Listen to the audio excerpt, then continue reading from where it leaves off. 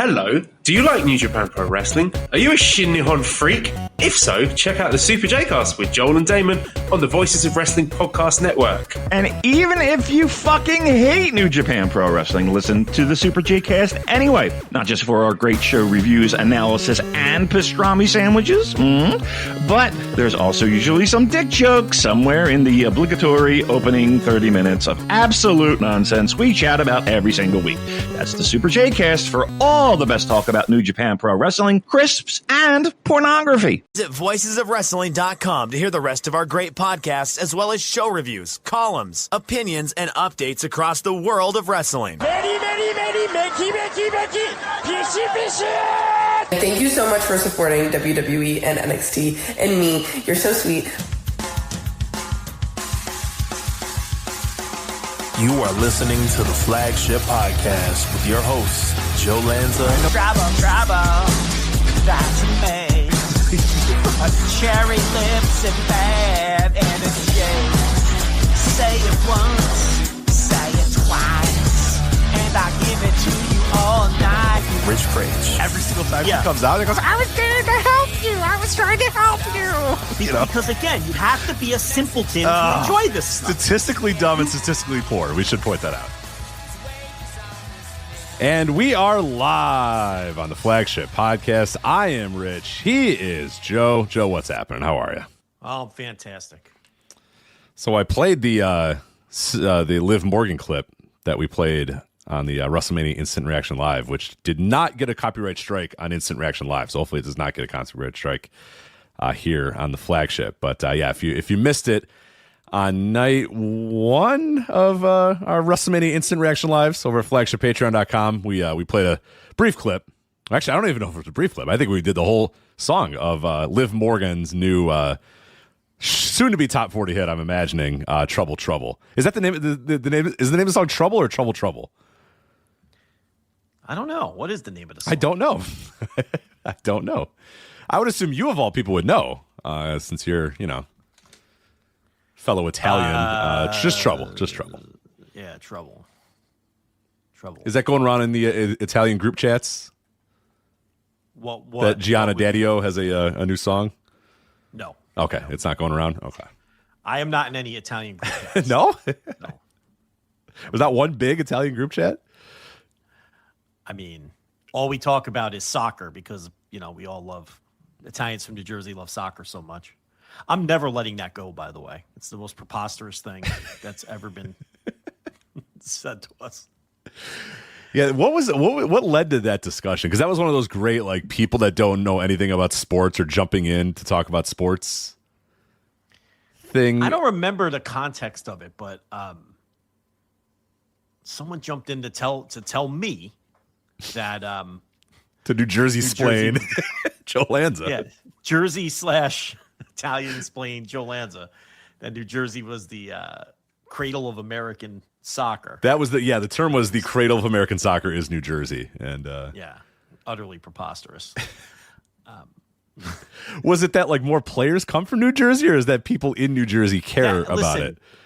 That might even be true. I don't know. I don't care, and I'll never know because no one gives a shit about soccer in New Jersey. My point was New Jersey might be producing a lot of American soccer players because there are obviously a lot of Italians in North Jersey, and maybe there's, and I'm sure that, they're all playing, a lot of them are playing soccer up there. But on the whole, nobody gives a shit about soccer in New Jersey. I grew up in an Italian family. I got a million Italian uncles. They're all sports obsessed. I can promise you that none of them have ever discussed soccer earnestly. They weren't locked into the Cosmos. They weren't even locked into the Cosmos during the peak of the Cosmos, because that would be the only time that I could think. Unless they were making fun of it, they weren't talking about soccer. Nobody gives a shit about soccer in New Jersey. I mean, it's ridiculous. It's, they care about the Yankees. My uncles were talking about Don Mattingly. That's what my uncles were talking about, not fucking soccer. The Giants, the Yankees, maybe a little Knicks when they're good. But, soccer? Come on. I don't know why that's coming up today. I don't either. Gianna No, because I Daddio. talked about Gianna the Italian, Daddio. about Gianna Daddio in the Italian group chats. So there is not an Italian group chat. Someone said big Italian group chat. ... The Vatican. I guess the Vatican would be. Yeah. What? 'Cause, I don't know.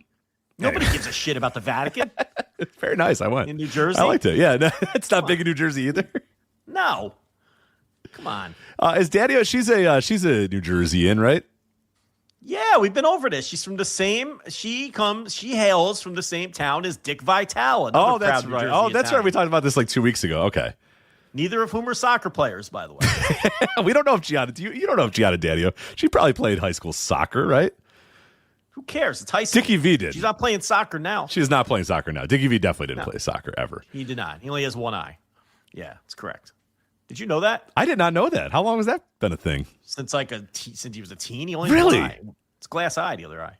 It looks good. I'll admit, not bad. Yeah, like an accident or something. It's really hard to tell people who have glass eyes. I'll tell you that because I had a I don't know if it'd be an uncle. It's not an uncle. Who's like what would you call your uncle's cousin? It's uncle's cousin. Well, your uncle's cousin would be your mother or your father's cousin.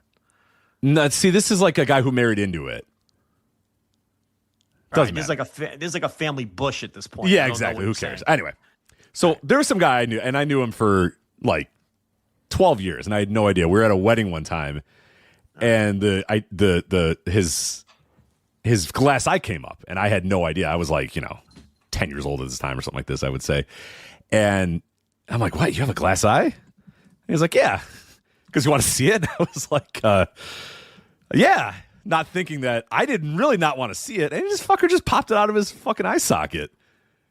Wow. He pop it out like that? We're at a bar. We're at like a bar. It's like during a wedding, and like everyone's kind of gotten sick of being part of the wedding. You know what I mean? It's like the guys are like, fuck this part. We're going to go to the bar or whatever. So we're all hanging out, and I'm hanging out with the guys. I'm one of the guys here at 10 years old or whatever. And they're all just shooting the shit and getting their drinks on and just avoiding the wedding because they don't want to dance to the fucking electric shuffle or whatever.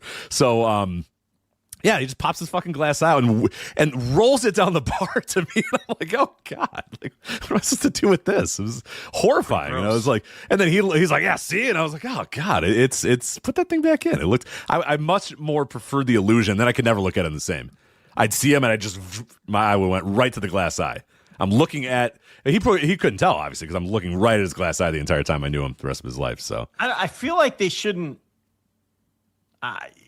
come out that easily. This isn't 1920. That's what I thought too. He just popped the fucker out. I was thinking that had to be, maybe he wasn't supposed to do that. I had to think there's some sort of sanitary reason why you wouldn't be able to do that, or like, stick it back in after it rolls down a bar or whatever. Like you'd probably have to clean it a little bit more, but I don't know. It's fucking, this guy didn't care. So what's the worst can happen? You're not going to lose your eye. It's already gone. So, well, you've got to go get another glass eye, right? Oh, no, I think you just had to shine it up a little. I think you just had to, No, I mean, if you lose it or if you lost it. Yeah. I was talking about like if it got like sticky or like something got in the bar and it like caused an infection, but then I'm like, well, it probably wouldn't really matter. Well, I don't know. I feel like we should have technology these days where you can't just pop it out like that and toss it to somebody. Like, shouldn't it just be a permanent fixture? That's what I thought. Yeah, it probably is. I wonder if these days we've advanced in glass eye technology. If you have a glass eye, please let us know in the. I don't think anybody in the chat does, but I'm sure there's a listener. I bet we have a listener that has a glass eye. I bet. We have a lot of listeners. A lot of people listen to the show. No, they're all lawyers, and none of them have glass eyes. We have a lot of lawyers. Yeah. We have more lawyers per capita. What does that say about us? I don't know. It says something. It's good. It's good. Is it good? We don't have a dopey audience. We got lawyers. Yeah, okay. I see what you're saying. I see that. I see where you're going. I was thinking more the shyster route. Anti-lawyer people. No, I was thinking the shyster route. Like we have a bunch of ambulance chasers that listen to our show. Rich is an anti-lawyer guy. He's an anti-lawyer guy. Depends if you're helping me or you're against me. Yeah, I guess if you're on my side, I'm pro lawyer, but. You might be in trouble someday and need one of our bevy of lawyers to come get you out of a situation. I just figure if they listen to a wrestling podcast and a wrestling podcast as dumb as this one, that they're probably just ambulance chasers or they work for Morgan & Morgan. America's injury law firm, whatever they're. I forget what they're. The best part about Morgan & Morgan, I don't know if you heard this during Mania weekend. You know how they used to sponsor WrestleMania? It'd be like Michael Cole would have to be like, Morgan & Morgan, the official law office of SummerSlam or whatever the fuck. This year they sponsored the Collective. It was sponsored by Morgan and Morgan. Strange. And I'm like, did they get a figure back from WWE? And they're like, we don't want to pay for that. But how can we still get to wrestling fans who very often are probably trying to get injury attorney to take their cases? Fucking let's have MLJ say, just so everybody knows, the Collective is sponsored by Morgan & Morgan, America's Injury Attorneys. So I don't know if any of that aired, but I found that very funny that they had downgraded from WWE to GCW's The Collective. I thought that was pretty rough, but someone in the chat, I think this is the man who got attacked by a raccoon, says, and also dudes who got attacked by raccoons. Did you see that story in our Discord? Yes. Very weird. What a bizarre story. Guy just chimes in with like, hey, I just got attacked by a raccoon. And everyone's like, what? I didn't know that could happen.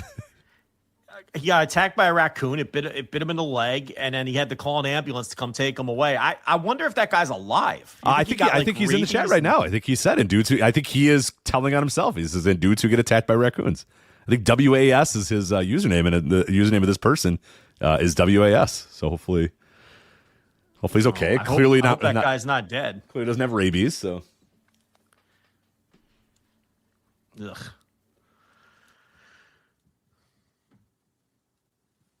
What do we got going on over here? Sorry, we're having laundry talk here. Now's the time. Oh, that's important to have in the middle of a live broadcast. Yeah, exactly. Yeah, no problem. Ugh. Laundry talk. Okay, we're just going to restart the show. 5, 4, 3, 2, 1. Hey, Joe. WrestleMania was Sunday and Saturday. What'd you think of WrestleMania? Now, we've had a ton of audio. I've been having trouble. Have you been having trouble getting back in the swing of things post Mania? In the swing of what? Like pro wrestling? Yeah. Watching pro wrestling, talking about pro wrestling. No, I am glad that it's behind me and that I get to watch good pro wrestling. So I guess we had very different Mania weekend experiences as we talked about. And I will say right now, streaming right now on YouTube, the West Coast show, the West Coast Pro, West Coast vs. the World show is now officially up on YouTube. So I would highly recommend. I think you should try. I think you, Joe, should try to watch that show. I think you would enjoy it. Which show is this now? This is West Coast. West Coast Pro, West Coast versus the World. See, I'm not going backwards and watch. I'm done. I'm not going backwards. That's old news now. I'm not watching any old WrestleMania weekend shows. I can't do it. The vibes are dead for me. I can't do it. Oh. It's over. It's in the past. Can't move backwards. Too much to watch moving forward. Champion Carnival's going on. It's been excellent, by the way. So we're just moving onward and upward. That's fair. All right. Well, for anybody listening, if you want to check that show out, that was of the 7 shows I went to, by far the best show that I went to. Leaps and bounds better than anything else I went to for the most part. Not leaps and bounds. There were some other good shows that I went to, but West Coast was very, very, very good, I should say. So enjoyed that show at all. But it's free to watch on YouTube. Just streaming right now. I think it'll be up there as well. But anyway, yeah, we're going to cover a lot today. We have a lot going on in the world of wrestling. We're going to cover a lot of news. It'll be kind of a news-heavy show as opposed to reviews and previews heavy show. We're going to talk about the fallout of WrestleMania. There was several things, obviously, that happened during the weekend. We covered both shows live on Instant Reaction Live immediately after they wrapped up. That is on the $10 tier at flagshippatreon.com. $10 tier gets you the Instant Reaction Lives. We are talking about WrestleMania in general. All of our other WrestleMania audio was on the $5 tier. So you had... What'd you have? 5 shows, I think. I had 3. I forget exactly. Maybe 6 you got to. I forget. But every time that we were done watching a chunk of shows, we did some audio. So you would do, 1 or 2 shows every morning and every night. I would do a wrap up, when I got back to the Airbnb after my day of shows. So it was a lot of audio. I think in total it was 5 and 3. I'm doing a count right now. I think we did. Yeah, and it's a lot of audio. It was many. I did 2.5 hour shows. You did a bunch of, if you're looking for pure hours of wrestling content, you got it there at flagshippatreon.com, in addition to 2 hours covering both nights of WrestleMania. So we covered Saturday, immediately following the Saturday show, and then Sunday, immediately following the Sunday show. And both those shows were 2 hours plus as well. So it's like, we're not doing quick little, here's what happened, and then, we went in depth on both shows, big picture thoughts, Got a little silly along the way as too, but that's what we do. That's what we do at flagshippatreon.com and on the Flagship podcast. So that is all available on the flagshippatreon.com $5 and $10 tiers. But we'll talk about the fall of WrestleMania because there's been some news since then, since we did those shows on Saturday and Sunday. Obviously, WrestleMania ratings on ESPN. We do now have the ratings, what the shows did on ESPN, because Saturday was up on ESPN2, the first hour, and the first hour of Sunday was on ESPN proper, so we'll talk about those. We teased that we were going to talk about this on the Sunday Instant Reaction Live. We'll touch on Andreas Hale being denied press credentials and what it means for ESPN's lead wrestling writer to be denied press credentials for WrestleMania and why it happened. I'll talk about the life and career of Van Hammer, who passed away last weekend. So we'll talk about Van Hammer. A little bit about Darby Allin's AEW World Title run. You went pretty detailed in on it on the Thursday Dynamite review this week, also on flagshippatreon.com. But I have some thoughts as well about Darby Allin's AEW World Title run so far. The title win, which I was in Vegas for, so I have since watched and I've seen his match with Ciampa from yesterday, which I really, really loved. So I just want to talk a little bit about that. And you talked a little bit about the discourse, too, surrounding the show. So I at least wanted to touch on that a bit. We can discuss Darby Allin's AEW World Title run. But let's go to WrestleMania first and the fallout from WrestleMania, because there were a couple things that happened in the aftermath of WrestleMania. I'd say first off would be, let's talk about Pat McAfee. And the update, Dave Meltzer talked about this on the Wrestling Observer Radio this week, and I know he's going to talk about it in the Observer, that they were kind of touch and go until day of on who was going to win that match between Cody Rhodes and Randy Orton, and if they were going to set up and we all thought that was the direction they were going to go, is Randy Orton maybe beat Cody Rhodes and set up a match at Backlash to be Jelly Roll, Cody Rhodes versus Pat McAfee and Randy Orton. And apparently that was all changed, and things just got drastically changed. And Pat McAfee apparently made the call to say, "I'm good. Get me out of here. This isn't going well. I want to go." And this is all just so weird. It's how it began, how it ended, all this stuff around it. So let's talk about it. Pat McAfee became an integral part of the story like 2 weeks ago, and then now he's just gone and apparently never to be seen again until the next time Ari Emanuel calls in to sell some tickets. So what'd you make of what's going on with Pat McAfee? I didn't even know about any of this. Yeah, that's according to Dave, is that essentially McAfee saw the writing on the wall that this wasn't going well, that people didn't really want to see him, that he was getting negative heat, which is wild because when you go on the show and say you're all a bunch of idiots and why are you buying tickets to this show? This show sucks. And you're a celebrity. He got negative heat for that, decided, all right, forget it. I'm out. And then they added the stipulation that if all right, hold on. To be fair, he's out there working and doing what he's told. I agree. Yeah. So when you say getting negative heat, you mean from from the wrestlers? I think I don't know. This company is very weird. The heat shouldn't be on him from the wrestlers. The heat should be on the company for bringing him in. If he's just going out there and doing what he's told. I mean, he's just out there performing his role to the best of his ability. And I understand if the wrestlers involved were annoyed that he was inserted into this thing. But to me, the heat should be on the office, not on Pat McAfee. You see where I'm coming from? Yeah, I think more of it was him seeing the feedback from fans. You know, see what I'm saying? That's where that's what I gathered a little bit more is that because these guys this entire company is so perpetually online right now. And so perpetually gotten to by reactions of fans and what people were saying online. So the way I interpreted what Dave was saying is that he was annoyed or he saw that fans were annoyed that he was there and said, oh, okay, I shouldn't be involved in this anymore. I should get out of this or whatever, which I think he did his job very effectively.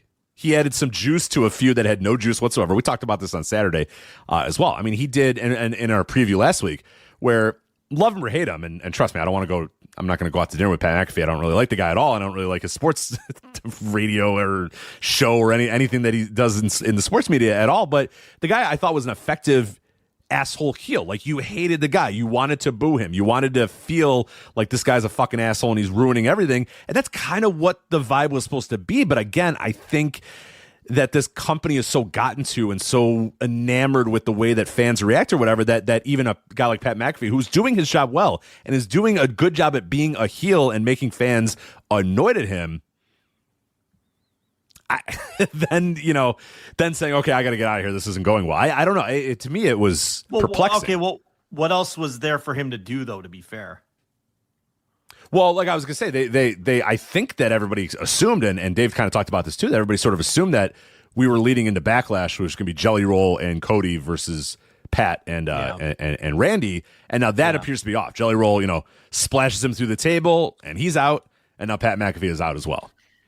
Well, I don't know what I'm going to do with my life without a Jelly Roll, Cody Rhodes versus Randy Orton, Pat McAfee match. So, damn you, Pat. Yeah, I mean, I don't know. I think that, look, if he read the vibes and he felt like that he was not a good fit here and he wasn't comfortable doing it, then good for him. He doesn't need them. He's never needed them. They feel like they need Pat McAfee way more than Pat McAfee needs the WWE. So he's the kind of guy who isn't going to feel like he's indebted to them or needs them to make money or have success. So good for him if he made that call and said, nah, you know what? This doesn't feel right. The vibes are off. The locker room's turning on me. The fans are turning on me. I'm out of here. I don't need this shit. I'm going to go do my program and leave me alone. Mm-hmm. And it's possible that he didn't really even want to do this anyway. I mean, we know that obviously it was a last-minute call from Mary Emanuel, who was like, hey, I need you to come in here and be a part of it. It's possible that he was like, yeah, I don't really feel like doing this. But, said, yeah, why not?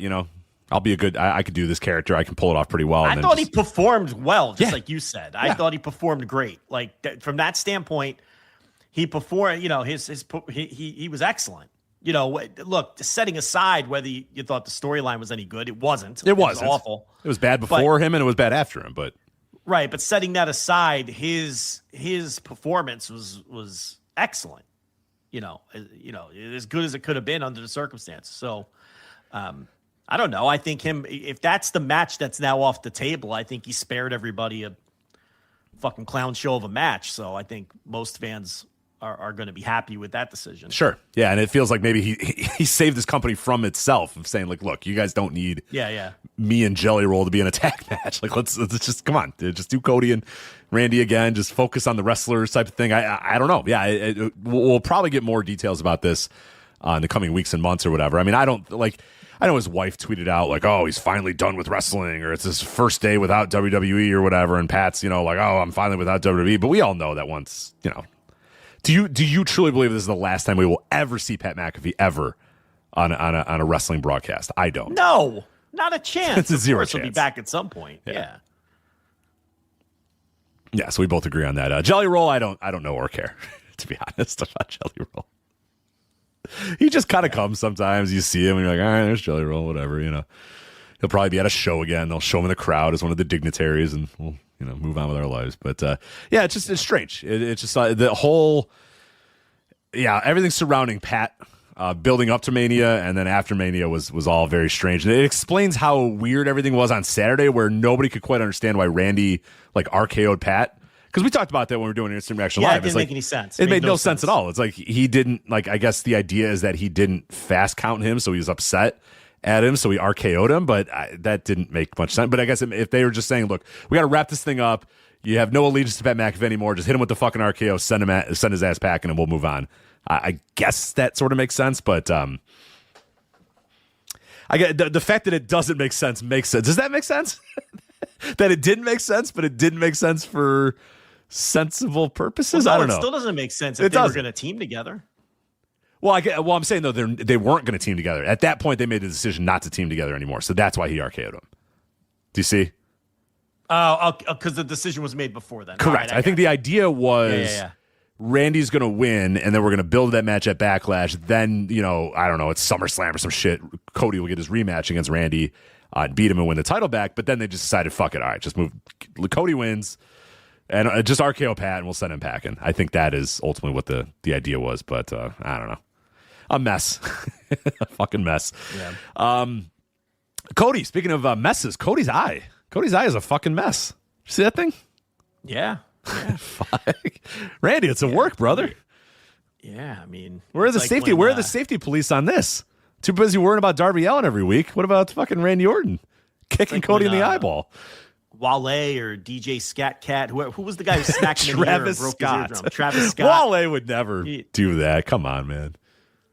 So I don't know. He's got some bad luck around these WrestleMania angles, I guess, getting legitimately fucked up. His eye too. Isn't I wonder if it's the same eye. Remember, he's got that huge gash. What was it? That episode of Dynamite one time he dove, or was it a Dynamite or a pay-per-view? I forget, but he did like a suicide dive or something and landed on the ramp and just sliced his eyebrow off, and he still has that scar forever. So yeah, I don't know him and eyes and eyebrows and shit. Yeah, no good. But yeah, especially around WrestleMania, Cody's got to watch for that eye because it's either Travis Scott slapping the shit out of him or Randy Orton fucking kicking him in the eye. What the fuck, man? Randy's done that move 1,000 times. What the fuck you doing, man? What was DJ Scat Cat? That was the Paula Abdul. DJ Scat Cat. Yeah. That's what it was. Yeah, in the Opposites Attract Paula Abdul video, right? It was not DJ Scat Cat, MC Scat Cat. MC Scat Cat. Yeah, okay. The cartoon. I was gonna say dog, but I guess it was a cat. the cartoon dog. The cartoon dog, Scat Cat. Looks like a dog. Yeah, it's like a dog. Let me see what Scat Cat did. Oh yeah. DJ Scat Cat kind of looks like a dog, right? He kind of has like a that era of like Disney character. He looks more like a dog than a cat, to be honest. So yeah. DJ Scat or MC Scat Cat. MC Scat. What were we doing there? What happened? What a weird time. What was Paula Abdul doing? I don't know. Wait, there was a DJ Scat Cat. DJ Scat Cat Jack, a dapper DJ character who offers entertainment. I don't know what's happening right. MC Scat Cat is who I was thinking of, though. I did not mean to reference this DJ Scat Cat. Yeah, sorry if he got a free plug out of us. Random DJ Scat Cat. No, MC Scat Cat is who you were talking about. But yes. Anyway, yeah. So that's Cody's eye fucked. So he missed like the next day. They're doing some signing, or maybe was this the one where you could pay like $10,000 to go on his bus or something like that? There was some weird shit. You could pay $10,000 and sit on the bus with him, but all that shit got canceled. And we were, some people were like, he's upset that WrestleMania wasn't any good or whatever. It's like, no, my eye is fucked, And he would, was it yesterday? I think he posted. Well, I'm paraphrasing here, but never been so happy to hear a doctor say, well, the good news is you're not going to lose your eye. It's like, oh, I didn't know that was in play. Okay, that's good to know. So that would be a tough, if your doctor comes in and he's like, all right, the good news, you're not going to lose your eye. And you're like, I didn't think that was going to happen, but okay, I guess I am happy I'm not going to lose my eye. So, well, maybe I'll have a glass eye. Yeah, I was going to say, circling back to our glass eye discussion, that would have been, now that's heat, Cody with the glass eye. You know what? Cody gets the glass. If Dusty would have gotten a glass eye for it, right? Dusty would have sold an angle with a glass eye, I bet. Yeah. I mean, maybe that's what he was going for, that Road Warrior spike. He's like, nah, spike me in the eye. I'll get a glass eye, because that's heat, man. Cody shows up to Raw, takes that glass eye out, yells at Randy about it. I mean, that's babyface heat right there. Babyface fire, for sure. But anyway, yeah, that's Cody's eye.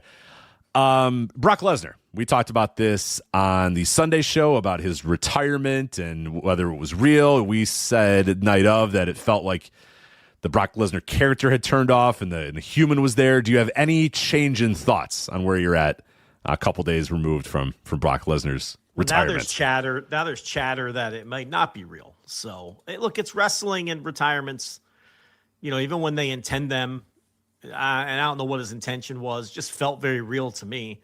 And everybody else, but it's wrestling, so who knows? I mean, you get another idea, you write another check, so we'll see. I don't know. Any wrestling retirement, you have to bet on they'll be back at some point. So yeah, very very few have stood the test of time. So especially when people are still pretty healthy and are still able-bodied or whatever. I mean, obviously you have other ones where. And in some cases, it doesn't matter. In some cases, it's if the check clears. Like Sting, I think we're good with Sting. I don't think Sting is ever coming back, but no. He is the exception to the rule. Pretty much every other very notable wrestling retirement has been reneged on. Sometimes numerous times. Ric Flair, Terry Funk, famously, Onita 1,000 times. Most of these guys will if the check will, even Shawn Michaels, that Saudi check came, and he was like, fuck, all right, yeah, never mind, I'm in. Like, well, I mean, it's kind of like we talked about on Instant Reaction Live, exclusively on the $10 tier, flagship patreon.com, when we broke down both nights of WrestleMania and reviewed virtually every other WrestleMania weekend show that aired, or in some cases didn't air. It's like we talked about there.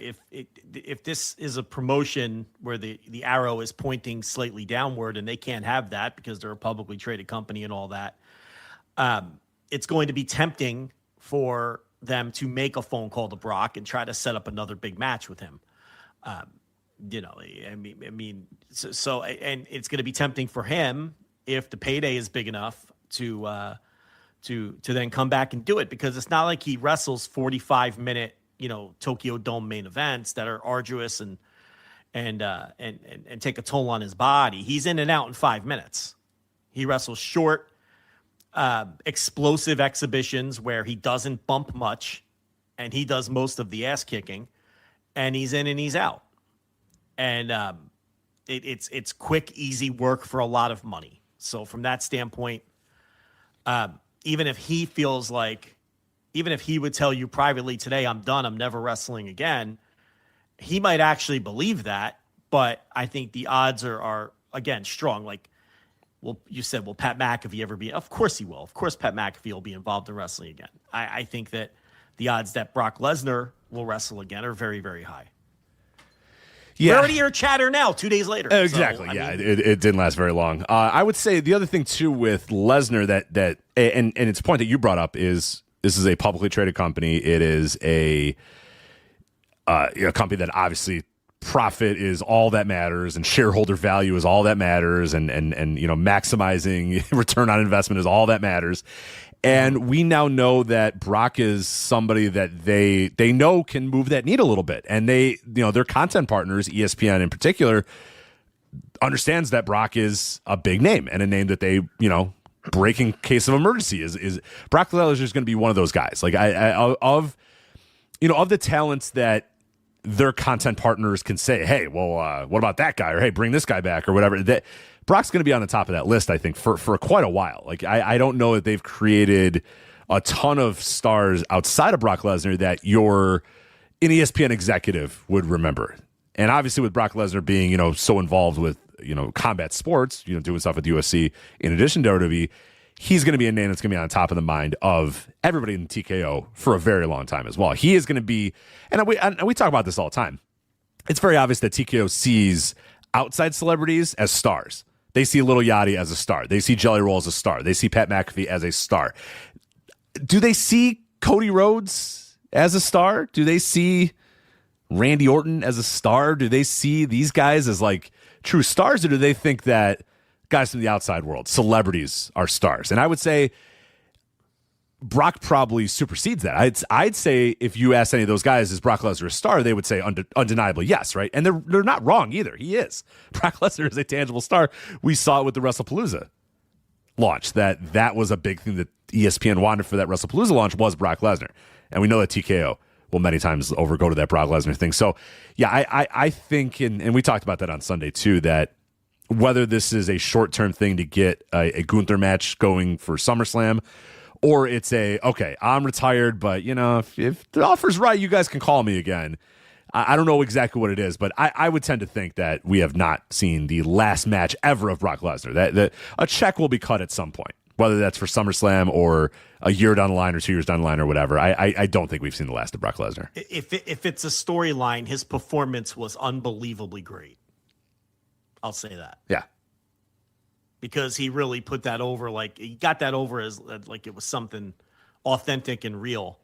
So if it does turn out to be a storyline that they had, where that was the plan, his performance was phenomenal in getting that over. But you say he's a needle mover. Well, he wasn't on Sunday. No. Let's get to those ratings, and I think that is notable. So credit to WrestleNomics for these numbers and comparisons as well. So these are just the ratings from the ESPN broadcast, as far as we know. These numbers are presumed, and I don't know if we have this clarified anywhere yet. These numbers are presumed not to include ESPN Unlimited. But I don't know that we got clarification on that. I was looking, and nobody can quite figure out, are these everybody that was watching on ESPN Unlimited and ESPN, or is it just the TV numbers for ESPN2 and ESPN proper? Regardless, I think we could still kind of interpret these numbers and look at these. So, okay. Saturday was on ESPN2. The two matches they aired were the Usos and LA Knight versus The Vision and I Show Speed. So that was I Show Speed and Logan Paul. Again, two people that I know TKO think are stars. They don't think LA Knight's a star, right? They don't think Jimmy Uso is a star. They think I Show Speed and Logan Paul are the stars. That's why they wanted them in this match. So there was that match. And then there was Jacob Fatu and Drew McIntyre in the unsanctioned match that Michael Cole said, I can't believe they went to the depths. We knew they would go to these depths, and they exceeded our expectations of what they were willing to do to each other. I was like what? They didn't do anything. It's a normal-ass brawl. But anyway, 1,616,000 viewers for that one. So 1.616. 18 and 49 was a 0.62. For that. So that is the WrestleMania Saturday. Let me give you both these numbers, and then I'll give you comparisons to other sports programs that happened throughout the week as well. So WrestleMania Night 2, obviously the Sunday show was on ESPN proper with Obafemi and Brock Lesnar, as well as the ladder match, Penta, Javon Evans, Dragon Lee, JD McDonough, Rusev, and Rey Mysterio. And that one got 1.822 million total viewers and a 0.65 in the 18 to 49 demo. So before I do those comparisons, what stuck out most to you when you see both those numbers? Well, look, it was hard to know what to expect because we had nothing to compare it to. But just looking at other stuff, high profile stuff that airs on ESPN and ESPN2 on the weekends, and considering that it was WrestleMania and that really only the most hardcore wrestling fans were going to be watching the streaming version on ESPN Unlimited, I was in my head, my bar was, I want to see him do about 2 million. And they did about 2 million, but they didn't hit 2 million on either day.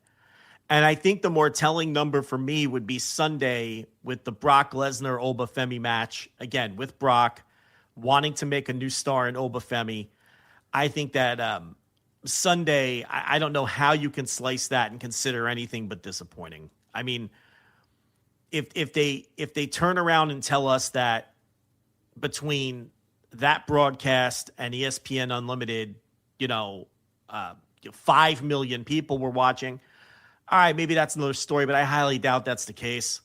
So I wouldn't be surprised at all if those television numbers are high are higher than the amount of people that were watching on the streaming version. So to me, that's a number that has to be disappointing to them. I don't know how that match, which was arguably the second most hyped match of the entire weekend. You could even argue number one if you really wanted to. It got there. I think it got there at a certain time because there were issues with Cody and Randy, as we talked about. Forget Cody and Randy. That was off of the reservation. And then Roman and CM Punk. Roman and Punk, which ran out of steam. It ran out of steam. I was going to say there was a point where a month ago I would have said, yeah, absolutely, Punk and Roman, but they really kind of ran out of ideas. They had the Tony Khan issue where they shot all their big angle. Like they shot the big Cody or Roman Punk angle. We talked about after 2 months ago they cut that big promo when Punk.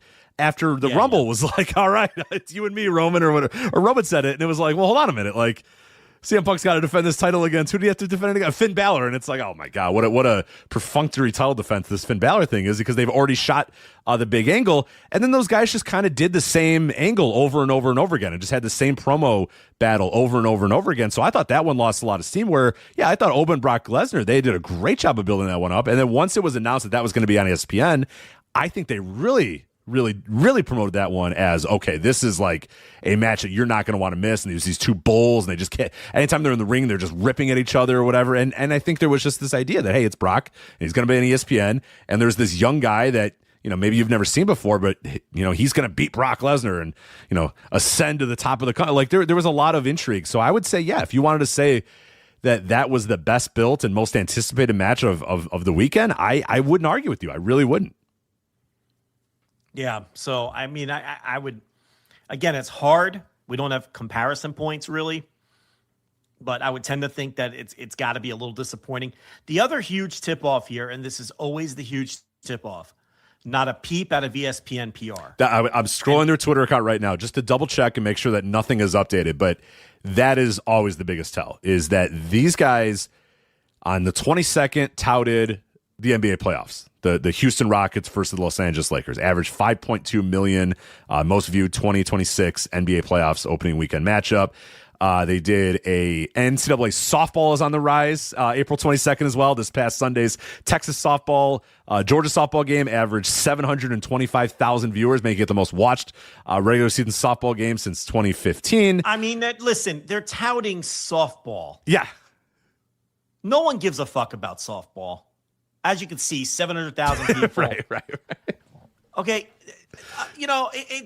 if this did what they considered gangbuster numbers, where if they had, like I said, if they had another 3 million people watching behind the paywall, and they can combine that and juice it and tell us that 5 million people watched WrestleMania Sunday night 2, the broadcast from 6 to 7, they would tell us that.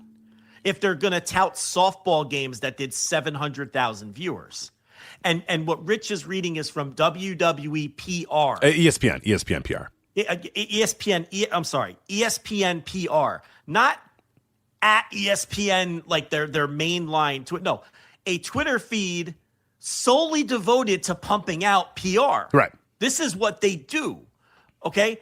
And even on that account, like it'd be one thing if the PR now ESPN proper isn't tweeting out softball numbers, but the PR account, that's what they do, which makes it even more of a red flag and eyebrow raising when they aren't touting anything from this WrestleMania weekend at all, even from the PR side of the company, in what should have been.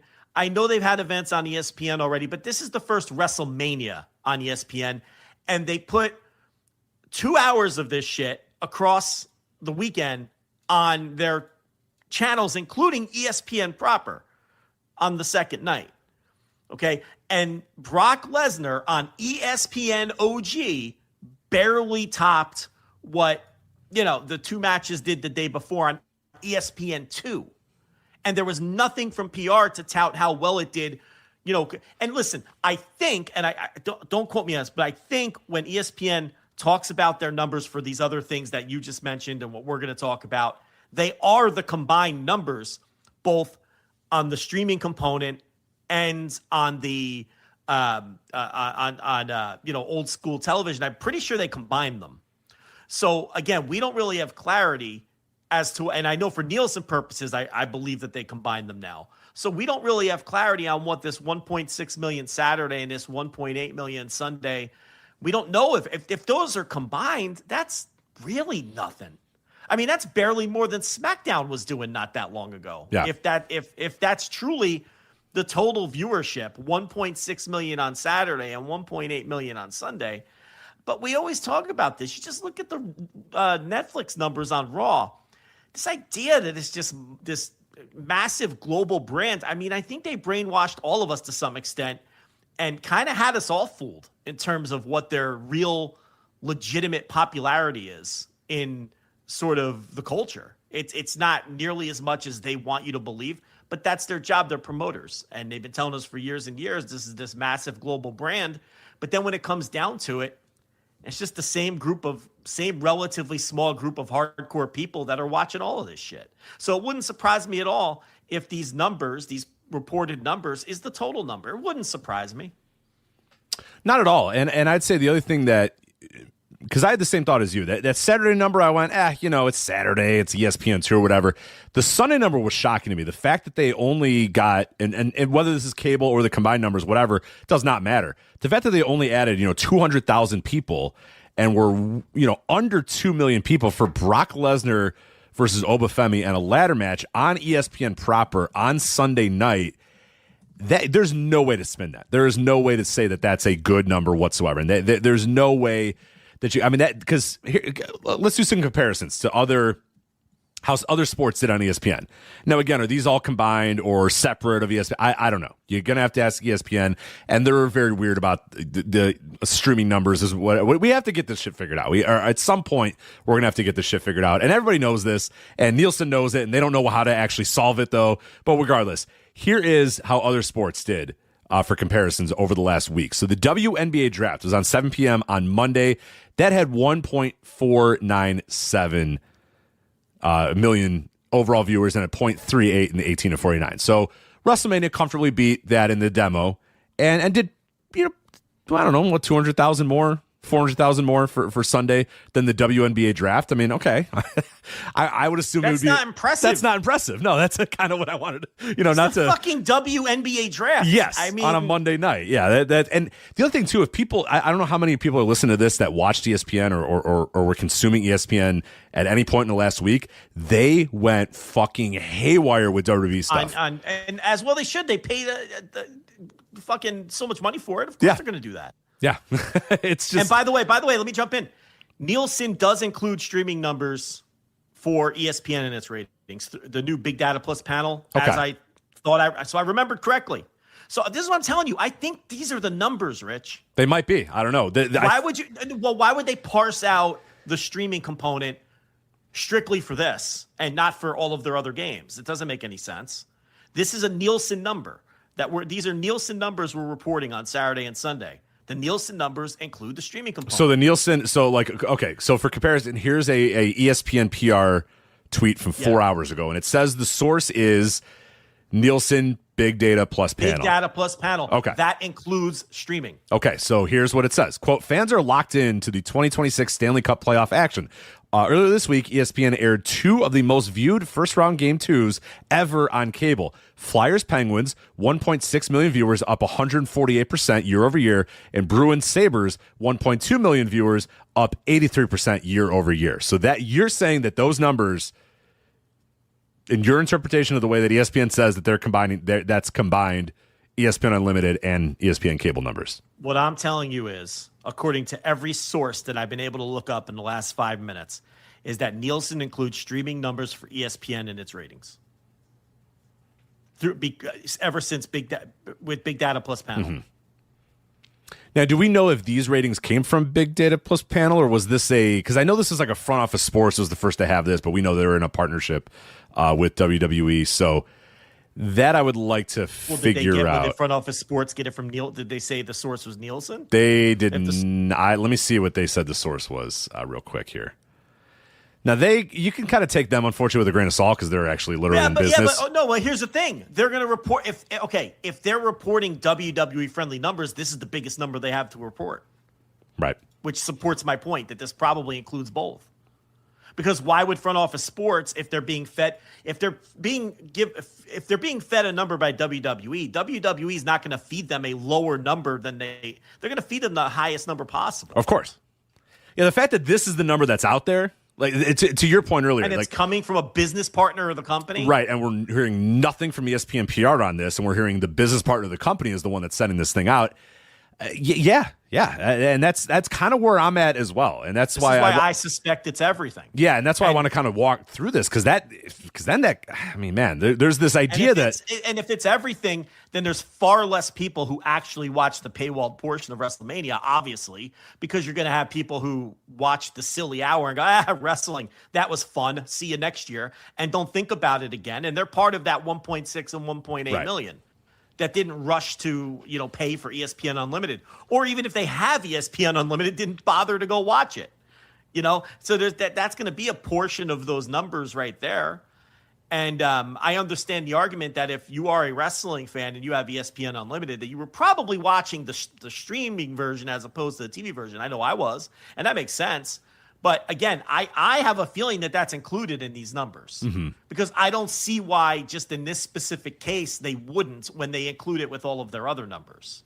Right. And and one of the things that I heard from a lot of maybe people coping with these numbers and wrestling fans coping with these numbers is that, well, of course, all the wrestling fans, all the hardcore fans are on ESPN Unlimited. They're not going to watch it on TV.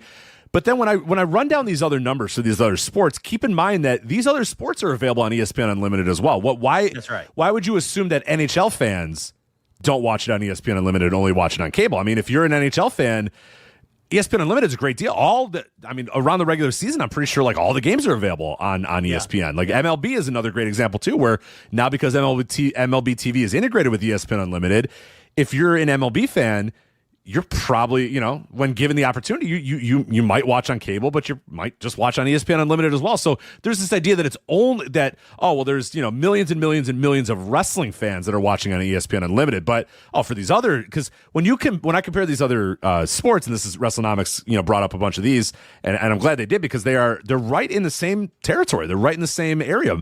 Mets versus Dodgers, 10 p.m. on Wednesday, 1.478 million. And a 0.34 in the 18 to 49. So again, right around where the WNBA and NBA draft was, both in the demo and overall viewers. WWE, again, did really well in the demo there, but overall viewers, not that big of a difference. Senators versus Hurricanes, NHL playoffs from 3 p.m. on Saturday. So this is right around the same time that WrestleMania is happening. 1.281 million and a 0.83 in the demo. Then Flyers versus Penguins. This is a great one to look at. Flyers versus Penguins, NHL playoffs, 8:26 p.m. on Saturday. So literally going up against WrestleMania, 2.146 million and a 0.66 in the 18 to 49. So that's over 2 million and roughly the same demo numbers, a little bit higher than WrestleMania was doing. So these numbers are all in the same. Wild versus Stars, NHL playoffs, 5:44 p.m. on Saturday, 1.940 million and a 0.61 in the 18 to 49 demo. Bruins versus Sabres, that was the one that the ESPN PR was talking about. 7:30 on Sunday, 1.17 or 1,174,000 viewers and a 0.53 in the demo. So a little bit lower in the overall viewers, but right there in the demo number. And then Mammoth versus Golden Knights, 10:30 on Sunday. That had just a hair over a million and a 0.34 in the 18 to 49. So basically, WrestleMania is kind of in the mix there. You know what I mean? It's not. Here's all you need to know. For anyone who thinks that millions and millions of people were watching WrestleMania on ESPN, Rich, how many subscribers did WWE Network have? Oh God, at its peak, it got like 1.7 million or something like that. Yeah, somewhere around there. Under 2 though. They never hit 2 million. I don't think they ever got over 2. I know for a fact they did not hit 2 million. They never hit 2 million subscribers on WWE Network. So for $9.99, they couldn't get more than 1.7 million people to watch WrestleMania up until 2021. What was it? 2021 they moved to Peacock? Yeah. Okay. Yeah. So for $9.99, they couldn't get more than 1.8 million people to watch WrestleMania on WWE, or 1.8 million subscribers on WWE Network for $9.99. This costs $40. And yes, you can, the product's hotter now and all of those things. But this costs $40. Yeah. Okay? So you're going to lose people just from the price point right off the top, right? So it wouldn't be shocking to me at all if these are the numbers. Wouldn't be shocking to me at all if less than 2 million people were watching. And then if use the same viewers per home that they get for SmackDown or whatever, and try to factor in how many less subscribers, how many people are paying specifically to watch wrestling on this thing. I just don't think that there's a lot of sports fans who happen to have ESPN Unlimited who were going to be choosing WrestleMania over all of these, hockey playoff games and everything else that was going on the weekend. The more I think about it, the more I think that these are the total numbers and not just the TV numbers. I do too. And I'm glad you brought up the WWE Network comparison, because we've talked about this a lot on this show, is that when they moved to Peacock and you could watch it for free, you could watch all the wrestling pay-per-views for free. You didn't have to be, you didn't have to be, if you wanted to get rid of the ads or whatever, sure, you could. But if you wanted to just eat shit and watch the ads, you could watch these shows for free. You could watch these pay-per-views for free. A lot of people got them for free on their with their cable provider, cable subs. Yeah, and that is when you and that's right when they grew too. So there was an entire generation of WWE fans that just knew, oh yeah, it's free. I can watch this for free. Or God, the lowest Peacock tier was I think $5.99 at one point. I mean, it was very low. I mean, the entry point for Peacock, I do recall being very, very low. And again, like I said, a lot of people, if you had cable, got it for free with their cable. But even then, you could get it for free even without your cable. And I think that is, we went from a period where you had to spend $40 or whatever, $30 for pay-per-views in the, pay-per-view era, to the WWE Network era where, okay, well, $10, that's not bad. And like you said, they still only got 1.8 million people. WrestleMania 40 on Peacock, an estimated 2.7 million to 2.9 million Peacock accounts watched the event. with a giant chunk of those, again, like you said, for free. Yeah. This is $40. And we brought that up a lot when they were doing this transition, is like, this is a big change to tell WWE fans, hey, look, yeah, I know you were getting this thing for free or at work, because what network launched 2014. So Jesus, I mean, there are adult WWE fans that only knew it's either $10 or it's free. Or, hey, I want to get rid of the ads, and it's still only $10 or whatever, that are now being told, now it's $40 again. And it's like, fuck off. No. Yeah, you're going to lose some people. Look, the more you look at this and you look at WWE Network, you look at Peacock, you look at ESPN's other ratings and it's comparable because these things are also behind the same paywall. It to me, the number of people watching these shows was probably in the ballpark of these were two reported numbers. Mm-hmm. And since these two reported numbers are coming from Front Office Sports, who are in a business arrangement with WWE, you have to assume that these are the highest possible numbers that WWE could have provided or fed to them, which to me would mean it would include TV and the streaming component together. Why wouldn't they provide that? So, why would they leave out the streaming component or the if they're going to, if it would make them look better, they would. Yeah. Right. If there was 5 million people watching on ESPN Limited, why the fuck would they not say there was 5 million people watching on ESPN Limited? They would tell you. They would say that. They would tout it. The ESPN PR would put it out there, and they haven't. Front Office Sports would put it out there. Yeah, there was only 1.8 million people watching it on ESPN, but 5 million people were watching it concurrently on ESPN Unlimited. It's the Peacock numbers might jive with that if you consider that 2.7 million accounts watch and then do the math, viewers per home and all that, and estimate that out. But again, that's with a large portion of them getting it for free, and everyone else getting it for far less than $40. Mm-hmm. So I think that their price points are just burning them again in terms of total number of people. It's hurting them with the tickets, and it's hurting them, with obviously the viewership here. So I don't see any way. Where would millions and millions of other people come from if this was just strictly the TV number? I just don't see it. I don't see it. Where are they coming from? So 1.8 million people watched on Sunday for free on ESPN, but there were millions watching who paid $40 watching on the streaming side because they paid $40. I don't buy that. It doesn't add up. Well, it doesn't. You got to show your work. Raw. They're not watching Raw. They're not watching SmackDown. That's what I'm saying. Like, show your work. Where are those fans? What else are they watching? Where else are they? Because apparently they're only watching WrestleMania and they're only watching on ESPN Unlimited. But why don't they watch Raw? Why don't they watch SmackDown? Why did they not subscribe to Peacock? Why did they not subscribe to the WWE Network? Why the counter argument would be that WrestleMania is a cultural event. I just think that aspect of it is severely overrated. Yeah, I think that WrestleMania probably does. There are probably more people who parachute in once a year for WrestleMania. And maybe to some smaller extent the Royal Rumble, but I don't. It's probably an overrated concept to some degree. And these numbers show us that. Mm-hmm. If this was some massive cultural event, how come they couldn't even get 2 million people to watch it on Sunday on ESPN proper, where a lot of people just stick their TV on ESPN and leave it? Every sports bar in the country had it on. 1.8 million. I mean, it's just not that impressive. No, it's really not. And there's also this idea too that like being on ESPN was going to give them access to a bunch of casual fans and a bunch of people that are just sports fans or whatever. But I don't know if you were following the discourse last week when WWE was just all over all ESPN broadcasts and Sports Center was breaking them down and having to do earnest. Like the feedback was awful. Like sports fans despise wrestling. Like there were so many articles being like, what the fuck? Why is ESPN showing wrestling all the time? They like, watch it to mock it. Yeah, it's like they just find it absurd. Like, wait a minute, the NHL, you're not even going to talk about the NHL playoffs, but you're going to have like, extensive studio breakdowns of like a fake sport. Like, what the fuck is going on here? It just never like fans revolt when they see so this idea that like you put it on ESPN. And you know what? I'll admit I was wrong. I when they signed this ESPN deal, we talked about how this could be a major thing where WWE could put these shows on ESPN and draw huge numbers. And now I maybe not.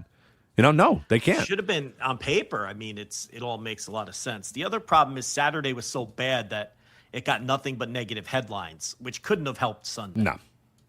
It couldn't have helped Sunday when everybody was mocking how bad Saturday was. If you wake up Sunday and you're scrolling through your phone or you go on the internet and everybody's raving about how great WrestleMania was, and oh, by the way, there's another night of it tonight, maybe that would prompt you to check it out. Mm-hmm. Whereas if everyone's mocking it and making fun of it, and also you might not even realize it's 2 nights if you're just one of these quote unquote casuals that they're after.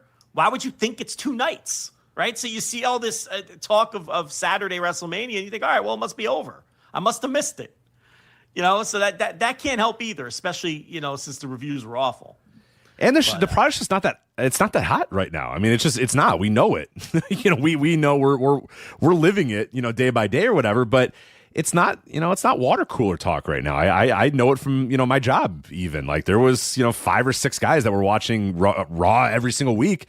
They're down to one guy who watches it on, Daily Motion the day after or whatever, who's like, I don't want Netflix. I don't want this ESPN thing. Like if this was, 2 years ago, 3 years ago, then maybe it does make a little bit more buzz and it does get a little bit more, word of mouth and maybe it does do a little bit better. But right now, given how cold it is and a lot of wrestling fans, a lot of WWE fans are against and not really loving what they're doing right now. So there's a lot that contributed to it, but I'm glad we had this talk because I had this when I saw that and I saw people be like, oh, well, clearly this doesn't include the ESPN Unlimited numbers. I kind of had the thought of like, are we sure? I mean, Front Office Sports is claiming that the numbers they reported do not include the streaming numbers. Okay. That's their claim. But if they got them from Nielsen, they absolutely do.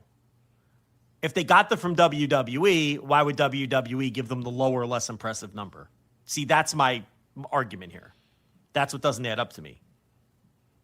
Yeah, and why would ESPN, who's paying them, $1.6 billion over 5 years, not try to just make it seem like they have the biggest and the best thing on their networks? ESPN PR touting the streaming numbers combined with the TV numbers like they do for every other sport, including softball. Mm-hmm. Why aren't they telling? Why aren't they bragging about them? So there's a lot of red flags. There's just a lot of red flags to this. Why can't we just get the Nielsen numbers from Saturday and Sunday? We have it for everything else. I don't know. No, well, we can. We could probably just look that up right now. I mean, I don't understand. Like, why? I don't. What is there a block on those 2 hours of time on I think there's there's like a weird thing where I think based on when they were airing or something. You can look it up if you want, but there's something weird with the numbers. So there was something with that? Yeah. I forget exactly what was going on, but there's some weird where it placed in the in the quarter hours. It was some strange shit like that. I forget exactly what was going on with it, but yeah, I don't know. To me, I read them as those are the numbers, but we'll see. Maybe we'll get some more information coming soon. Are you looking that up right now, or do you want to move on to attendance? Now we'll move on. We're probably putting people to sleep with this now. We're going in circles. Breaking down business. Come on. WrestleMania attendances.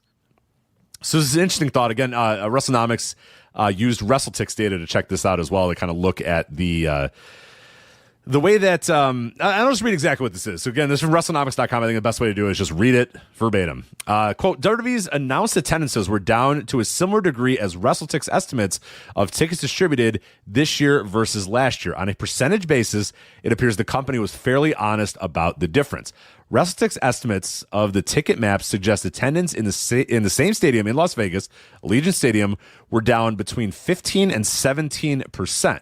WrestleTix estimated 50,081 for Saturday and 52,011 for Sunday. That's down from last year's numbers of 60,151 and 61,389. WWE, meanwhile, announced 50,816 and 55,255 for Saturday and Sunday, respectively. That's down 17 and 13% from what the company announced last year for those events. So essentially, WrestleTix has it as Saturday was down 15% and Sunday was down 17%. That's just looking at the ticket maps or whatever. And WWE, by their announcements, they said that Saturday was down 17% and Sunday was down 13%. So WrestleNomics' basic idea was, yeah, those are pretty similar numbers. So it looks like WWE didn't really fudge the numbers all that much. And we just know that, in essence, they're down roughly 15% year over year. If you want to round up both numbers or round down or whatever the hell you want to do, is basically Saturday and Sunday, both nights, down 15% year over year. Yeah, in essence. Yeah, kind of what we were expecting. Do we have anything on the gates yet? I don't think nothing on the gates that I've seen. I know that they obviously got a very nice site fee, very, very nice site fee. So congratulations to TKO Group Holdings on securing the bag for that one. Yeah, but people like us don't care about the site fee. No, I want I to don't give a know. shit. I want to know what the gates were. Obviously, the attendance was down. Ticket prices had something to do with that. Colder product have something to do with that. We've talked about it ad nauseum. But, I'm just curious. I guess the Observer might have some stuff in a few hours. But, yeah, I'd like to see what the gates are. They might actually top the gates from last year with 15% less people in the building. Yeah, given the price differences, yeah. It's very, very, very possible. But there you go. That was WrestleMania attendances. And, I don't know if you have anything else on WrestleMania business.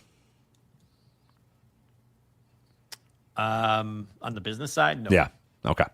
Let's talk about Andreas Hale. So WWE has had some issues with Andreas Hale. So he's an ESPN writer. We've talked about him a couple weeks ago.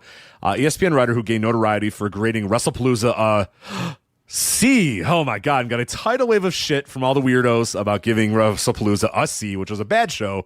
And he gave it a C, and that's fine. And before Saturday's show, he was denied press credentials. So you recall, we talked about him about a month or so ago when Post Wrestling found out that, just by checking, it really wasn't like they didn't really dig deep into this, but basically found out that Andreas Hale was still grading UFC shows and still grading everything else, but wasn't grading WWE shows anymore after he did WrestlePalooza, got a C, got a tidal wave of shit. Everybody got mad about it. And then he graded, I think, one Saudi show after that, and then hasn't graded a show since then, despite still doing recaps and reviews of WWE shows. Now, we talked about how if you go through his reviews, you can kind of see that he's like, this was a C-level match and it was a B-level show or whatever, without actually saying at the end of the article, grade C or whatever. He'd kind of mix it in there, but clearly got told by WWE, and that's kind of Post-Wrestling was like, yeah, they basically told him not to do this. WWE denied this, ESPN denied this, but I mean, if the guy's grading UFC shows and he's no longer grading WWE shows, I mean, come on, we can put two and two together on that. Regardless, before Saturday's show, he announced that he was denied press credentials. Quote, "I will not be covering WrestleMania for ESPN. WWE denied my credentials and blocked my access. Neither I nor ESPN have been told why. You can speculate on the reasons, but if you want answers, ask WWE. Let me know what they tell you." So that was Andreas Hale. Now, of course, he did grade WrestlePalooza a C, and that might be a reason why he was denied access and his credentials were, whatever. But he also, on April 3rd, published a piece on the Janelle Grant lawsuit titled "Ex-Employee Details More Allegations Against Vince McMahon and WWE." But in essence, Hale's credentials meant, or denied credentials meant that ESPN's content partner, which is paying them 5 years, $1.6 billion, would not have their primary reporter, writer on the ground for WrestleMania. So definitely bizarre. So what'd you make of this story when you saw that Andreas Hale was denied access? I don't think the C grade has anything to do with it. I think it's the article he wrote on April 2nd, ex-employee details, more allegations against Vince McMahon, WWE. Yeah. I think that's the reason. It has nothing to do with the stupid C grade from 6 months ago. I think it has everything to do with this. And it's kind of annoying that everybody is citing the C grade thing when this it's far more obvious to me that something he wrote just a couple of weeks before WrestleMania. When remember, I wrote a whole article not that long ago behind the paywall talking about all the various major media companies that WWE has verified business arrangements with, right? And one of them obviously was ESPN, and they hadn't written a single thing. They hadn't written the name Janelle Grant on their entire website for, what was it? I'm not looking at my article now, but maybe for over a year, until Hale wrote this article when, we talked about it a couple of weeks ago, when the latest broke in that case. He wrote an article on it and then, was denied his credentials to WrestleMania. And I don't think it was a mistake or coincidental that ESPN didn't write about the case for as long as they did, when there was certainly news breaking every couple of weeks, every couple of months on the case, and other outlets were writing and reporting on it, and ESPN was not. Seems a little fishy, right, when they come into doing business with that company. Hale writes something, and then he gets denied credentials to WrestleMania. So I don't know. They're not going to tell him why, and he's not going to talk about it anymore, and they're certainly not going to tell you why they denied him. And anybody who has reached out to ESPN I believe has just been referred to WWE, and they're not going to tell you. They're just going to no-sell you if you inquire them on it. So, we're left to speculate. My speculation is what he wrote on April 2nd. I think so, too. To do with the fucking C rating.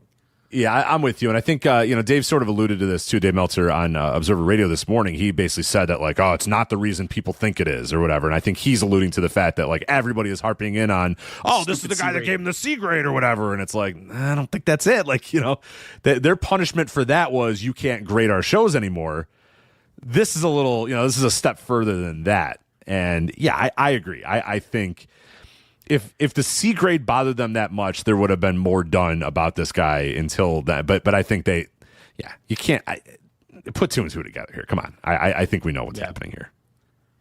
Yeah. It's here you go. I wrote this article on March 19th, and the title is, and you can read it if you're on the $10 tier. The title is, "The Tony Khan payroll is a myth, but here is a list of media outlets that have verified financial arrangements with WWE." Pretty straightforward title, right? I think that gets to the point, yeah. I go through them, and the first one, obviously, is ESPN. And at the time that I wrote this, which was, again, March 19th, here's what I wrote, and I quote, "The last trace of ESPN coverage of the Grant story was a story written by the Associated Press last May. The most recent original coverage of the lawsuit was written by an actual ESPN reporter, was a Brett Okamoto story from February 1st, 2025, over 13 months ago." End quote. The ESPN WWE deal was announced in August of 2025. So between the time that the deal was announced and the Andreas Hale story on April 2nd, ESPN did not write about the Janelle Grant lawsuit one time. Mm-hmm. And prior to that, the last trace of it would have been a February 1st article by Brett Okamoto, which was over 13 months earlier. And prior to that was something they just lifted from the Associated Press the previous May. That's it. And then from August 6th, when the deal was announced between ESPN and WWE, ESPN, here, I'll just read you exactly what I wrote. Quote, "The ESPN WWE deal was announced on August 6, 2025. ESPN has not covered the Janelle Grant lawsuit at all since that date. This despite several stories related to the case breaking since that time, most recently a Grant media briefing in February, which were the first public comments made by Grant." End quote. I mean, what more do you need to know? Mm-hmm. What more do you need to know? Scant coverage of the story previous to their relationship with WWE. Zero coverage from the point that they entered the business relationship on August 6th. Because what was that AP? What was that AP article? What was the date of that one? I can let me pull the article up and I'll give you the exact date. It was May 29th. Okay, so that even the AP articles before. So literally zero. Once zero coverage. That's my point. Yeah, right. And the AP article they lifted was May 2025. The original article written by one of their people, Brett Okamoto, was February of 2025. And then they entered the agreement on August 6th, 2025, and wrote nothing, despite several stories breaking.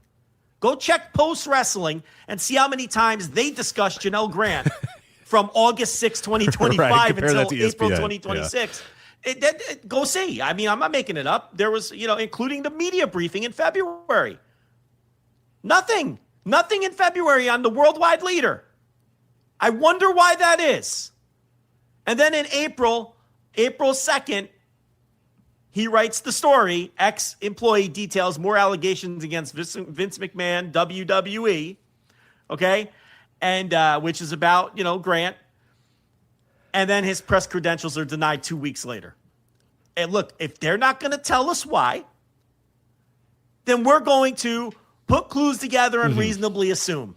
And my reasonable assumption is not because he gave some shitty pay-per-view a C grade. Okay? It's because he wrote that story on April 2nd. The very first time they ever typed the words Janelle Grant on that website since August 6, 2025, when they announced their deal. Let's not be stupid here. That's why he got denied his press credentials. Okay? None of this nonsense about digging up his old tweets from 2010, calling R-Truth a coon, which, if you ain't a black guy, you should probably stay out of that one. Okay? It had nothing to do with that. People digging that nonsense up. I didn't even see that. Oh, good God. Yeah, he made a tweet like 15 years ago. Yeah, that's why they lifted his press credentials. Yeah, you nailed it, guy. You nailed it, guy. Coon behavior. Now that's listen, that debate belongs in the African American community. I got no stance on whether R-Truth is or is not that term that Hale called him. Yeah, leave that one out of the Italian group chat. Leave that one out of the Italian group chat. That one won't be in the Italian group chat. Yeah, leave that one to. But I can also group tell chat, you that is not the reason they denied this man his credentials. I can't. I didn't even see that. That's absurd. These are wacky WWE fans digging that shit up. 15 years ago, they cracked their nut. That company, by the way, that company decided that was a bridge too far. That's me from 15 years ago. Yeah, okay, all right, dude. Yep, that's probably what it was. Absolute nonsense. I didn't even see that. That's so good. Imagine being in the brain space that you would think, aha, I figured it out. No, and then they take it further and they dig up tweets of him praising AEW and being critical of WWE. But here's the thing. If he was denied press credentials because he likes AEW, why is that acceptable? That's terrible. That's also very bad, yeah. If he was denied press credentials because of negative WWE reviews, even if his reviews are as bad as ours, it's still bad for them to deny him his press credentials. Right, that's not the gotcha you think it is. That's not the gotcha you think it is. You're essentially saying that you have to be a cheerleader to get press credentials, right, which we know is the case. Which is very bad. Good. Very bad, and you should fight against that, and everybody should fight against that. That is bad. We do not want that. Nobody should want that. Yeah. So, I mean, utter nonsense, but that's what these WWE fans do. They're psychopaths, Rich. They'll drag this guy through the mud for a tweet he made in 2010 with an issue that is between him and his people. Yep. That has nothing to do with any of you people trying to, apply some kind of weird fucking. You really think that's the reason? You're out of your mind. It's nonsense. And R-Truth got mad at him. But you know what? R-Truth has a right to get mad at the guy. Yeah, let them figure that out. Yeah, let them figure that out. That's their business. I understand why R-Truth clapped back on Twitter when that tweet was making the rounds. I'm sure he doesn't appreciate being called that term, which is a very offensive thing to be called in that community. When, if someone from that community, I get it. Why R-Truth is upset. All right? But that's not why this guy didn't get his press credentials. He committed the sin of writing about Janelle Grant. Yes. And it wasn't even an opinion piece. He just wrote a story on what was going on. And I think worse yet, he put WWE in the headline as well, because the company has been more than happy to let it be the Vince McMahon lawsuit. And we've fought about this since day one. There's a lot of articles out there that say Vince McMahon lawsuit and Vince McMahon being sued by Janelle Grant and Vince McMahon, and that the company is more than happy to let it be Vince McMahon's lawsuit. No. You're in the lawsuit too.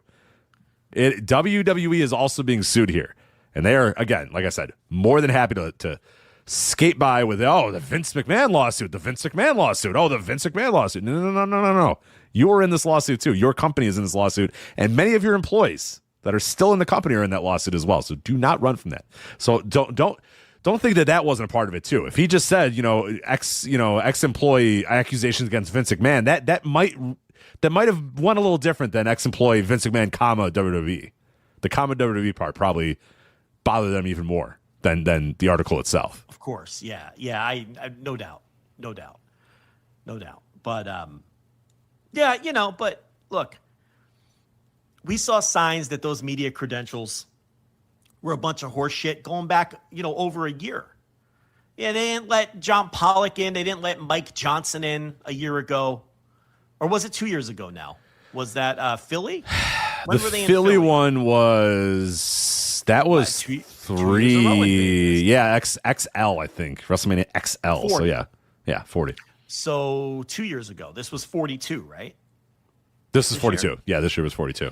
So this goes back 2 years to where they didn't let John Pollock and Mike Johnson in at WrestleMania in Philadelphia, at WrestleMania 40. Okay? And we all saw how the quality of those press conferences, the quality of people that were being allowed in those press conferences had deteriorated slowly over time when I guess it was Levesque's big idea. Well, AEW does these things. I better do them too. And, it started off letting in legitimate outlets, legitimate wrestling outlets and otherwise. And they would always call on Brandon Thurston first as kind of this token deal. Like, oh, look, we're calling on a real reporter, right? They would call on Brandon first. And then it would be the clown show of fucking influencers and TikTokers and all these other assorted, people who don't belong in any sort of, real environment like that. Something that we were soapboxing for a long time. And then 2 years ago in Philly, they just completely, dropped the charade, and John Pollock was denied and Mike Johnson was denied. Mike Johnson, of course, was terrified when that news came out because he has a cozy relationship with them, and he denied he even wanted to be there or whatnot, and there was that whole thing. Of course, Dave Meltzer was the devil for all of that. We don't need to get back into that story because it's always Dave Meltzer's fault for something. We'll get into that later. Yeah. Well, it's like another article I wrote behind our very paywall. If you need a PR boost, just blame, just attack Dave Meltzer for if you need a pod. That's the game plan, and that's the game plan Mike Johnson used that day. But and now they don't even bother doing the pressers because Levesque kept making an absolute fool of himself in these things. He's always horrible whenever he gets a question resembling something. We all saw what happened with Lucas Sharpio when Levesque got caught unprepared for an actual real question and completely melted down and insulted everybody in the wrestling media to the point he was sending them cheese boards the next day. And I'm not making any of that up. That's not a Mad Lib. He's sending people gifts the next day because he handled that so poorly. And now, combined with the fact that they don't even have these things anymore because they finally woke up and said, what the fuck is the point? We can only get ourselves in trouble. We can just tout our attendance and our numbers and tell people that that's what we do. We could do that without these press conferences, without Levesque putting his foot in his mouth. Well, I was going to say, what was interesting, conspicuous by his absence all weekend was Paul Levesque. Didn't get that first pop, didn't come out before the show, didn't come out after the show, didn't do post shows. He was a ghost this whole weekend. So when the getting was good, my man loved to be the first one out there. Now, it's fine. I'm the chief content officer. I don't need to be in front of the camera. I need to be behind the camera, making the magic happen. So, yeah. And when I reported on that Sharpio thing, it they were giving their PR was giving people questions. Right. Okay, yeah, we have someone in our chat room read, right now that's saying that happened. And I'm not sure who that is because yeah. it's not their shoot name, and maybe they don't want their shoot name out there. But there's someone in our chat room right now who said. Oh, I know him. Okay, that's Leo's. Yeah, he works for the New Orleans Tourism Board. Okay, so here's another legit person who was in the room, and here's what he said.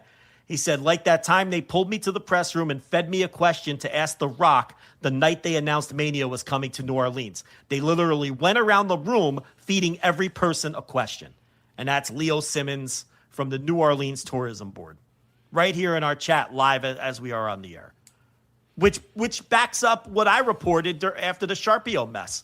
When I had a reporter straight up tell me, hey, man, their PR, and he gave me the PR person's name. I don't remember if I reported the guy's name or not, because I don't remember if the person wanted me to, because it might have outed him. Right. I can't remember what I wrote. Because it was a couple years ago now.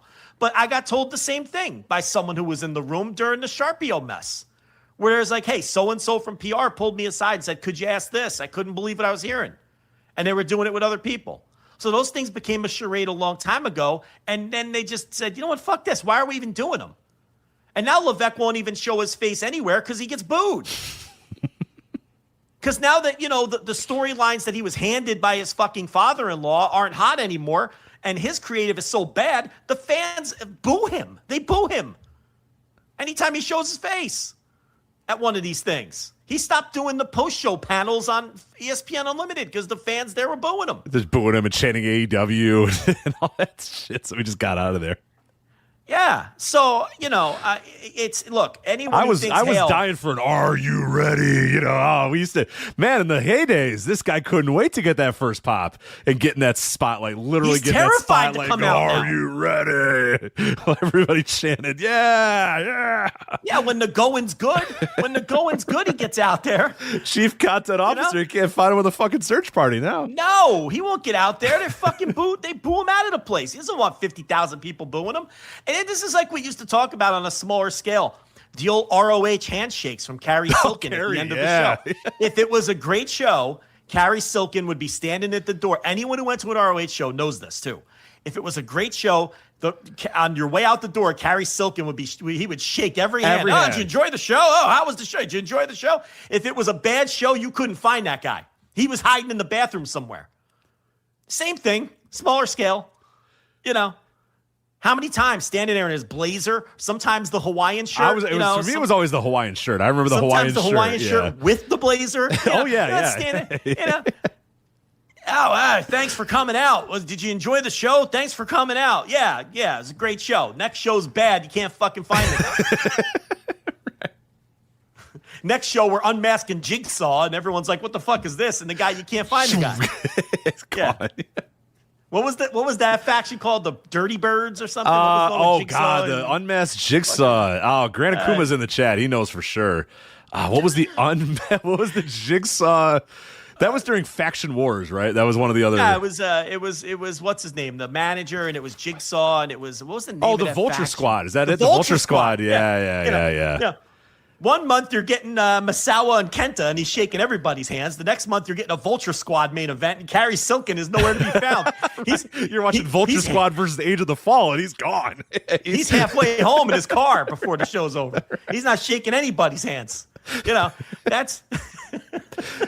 You didn't like the Julius Smokes, Tyler Black sequence during the tag? Yeah. Well, not my problem. Yeah.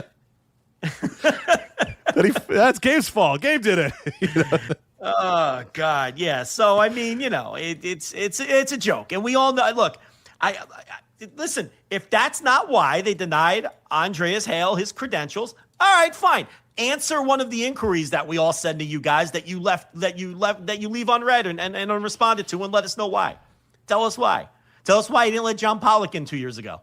Didn't they give some bullshit excuse? Oh, we were out of space. But that was the year they started letting in the influencers who were paying to be in the press book. We didn't have space for John Pollock, but we had space for the Macho Man cosplayer.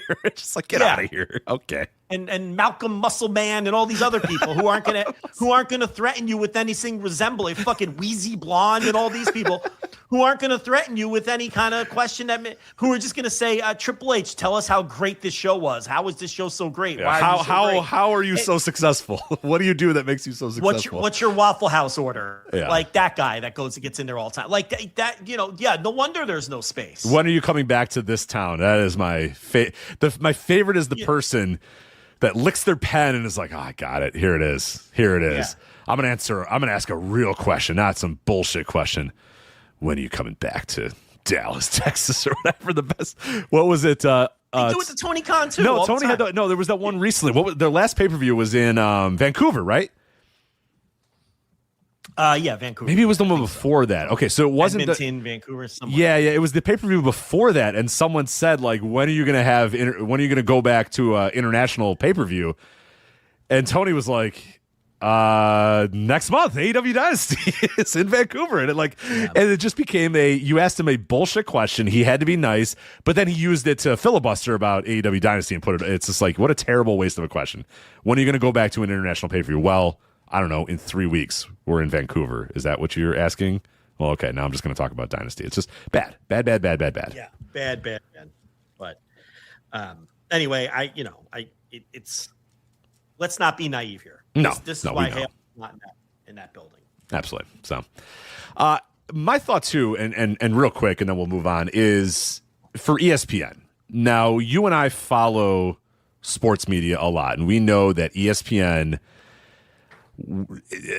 today's ESPN is not your grandfather's ESPN or your father's ESPN or even the ESPN that I grew up with. It is a very, very, very different entity in many different ways. With that said, would you have, if you were ESPN, could you try to have some pride in some sort of integrity and some sort of backbone or some sort of any amount of guts to fight back on this? And maybe they have. I don't know. I doubt it. Like we said, anytime anybody inquired to ESPN, ESPN just said, well, ask WWE. And they didn't make anything public, and they didn't really fight for this guy, clearly. It seems like they were just like, oh, well, you're shit out of luck, man. I guess you're not going to WrestleMania. Like, you would hope that ESPN would give them some sort of pushback on this and say, look, no. That is our lead guy. That is our boxing, MMA, combat sports, wrestling reporter. You got it. We're paying you guys $1.6 billion over the next 5 years. You got to give the guy a fucking credential. Like, you would hope that they do that, but they don't fight back on anybody. They don't fight back on the NFL. They don't fight back on the NBA. They don't fight back any of these leagues anymore because not only are they, content partners and TV partners, in some cases they literally own parts of the league now. Like, they have points in these leagues now. They literally are minority owners in some of these leagues. So we've kind of lost all, like, I'm hoping for an ESPN that just doesn't exist anymore. And I am hoping for a sports media, and this can extend to all media, gestures around all the world or whatever. Like, I'm hoping for a media that just doesn't exist anymore. That would say, no, fuck that. No, this guy has to be there. That guy, that we have some sort of journalistic integrity. We have to, our guy has to be there. But again, they don't fight back on the NFL. They don't fight back in the NBA. They don't fight back on anybody anymore. So why would I think they would fight back on WWE? So of course they didn't. Yeah, I just don't think they care enough about WWE to make a stink about it, and they rather keep their content partner happy.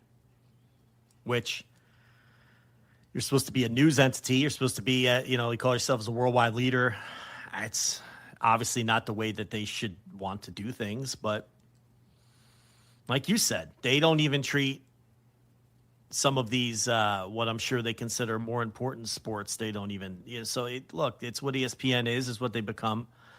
I'm not shocked by it. I'm not shocked that they don't push back and insist that they have representation in the room. They just see it as probably, okay, it's just silly WrestleMania. Who cares? And I just don't think they feel it's important enough to cause a problem. So it's not going to change. No. They backed down with the letter grade thing too. They asked him to stop with the letter grades, and he had to stop. Now, like you said earlier, he was slipping them in a covert way, like in the meat of his reviews, but he wasn't assigning overall grades anymore. And by the way, he continued to do so for UFC. Right. Under the TKO umbrella, but the UFC side obviously doesn't give a shit. They're probably not even aware who's reviewing shows for ESPN. But WWE is touchy about that stuff. So it wasn't a full doctrine to stop doing the letter grades because he was still doing them after he stopped doing them he's doing them for USA. It's right there. You can go read them yourself. And the UFC thing, I can also see why that company might be like, it wasn't a very good show. The fights weren't very good or whatever. I don't think they're as touchy about this, whereas WWE, because we make stories and we're the one that tell these stories. And we manipulate the shows and so for you don't think we did good enough job, and I could see definitely how.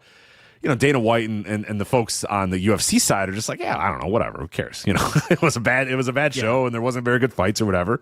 Could we have put better, fights together? Yeah, maybe, but whatever happens on a UFC show, and you can't change it. But you could definitely see how WWE, particularly this WWE with the people that are in charge in this company, would be very, very, very sensitive to that, because I'm putting the show together and this is what you think of my show. A C.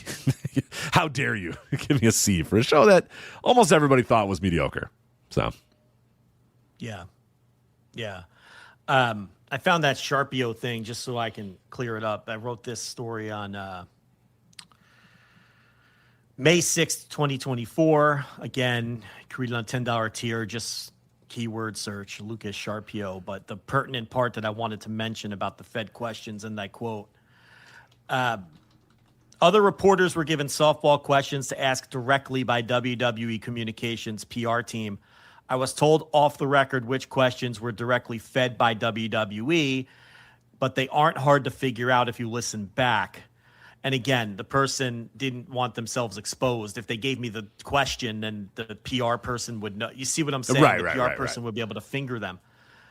I was told by another source that as he was exiting the room, Greg Domino, WWE Oh, Vice that's President right, of Domino. Communications, Yeah. and Joel Zeitzer, I believe is how you pronounce his name, WWE Director of International Communications, because remember, this was an international show, could be overheard telling a reporter, one of the ones who was fed questions by the WWE comms teams, paraphrasing, quote, "We know that Steve put Lucas up to this and he won't be invited back." That's in reference to Steve Fall, because Lucas Sharpio was representing 10 Count Media on behalf of Steve Fall at this show. He was subcontracted by 10 Count Media to cover it for Steve Fall. Now, Steve Fall, interestingly enough, is still getting credentialed. He was credentialed this year for WrestleMania.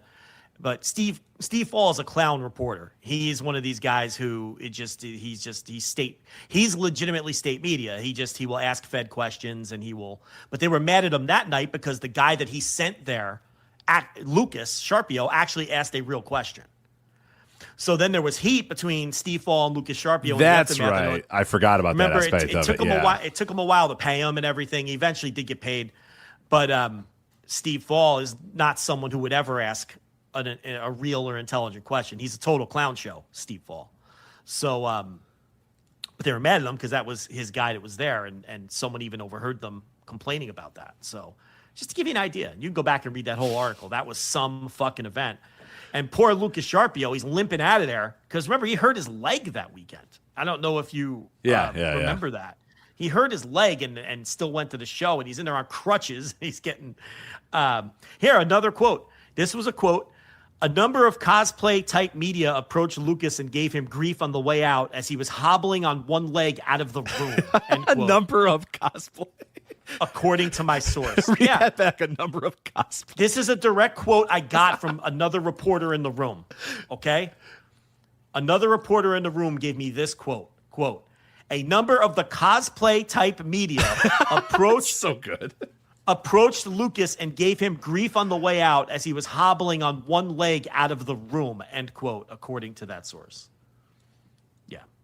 So it's like, even in those things, if you dared ask a good question, the clown shows in there would get mad at you on behalf of the company. I do remember that conference, like Lewis asked that, and you could hear, or Lucas asked that question, you could hear like groaning and like snickering and like, he's going to ruin the mood or whatever. And right.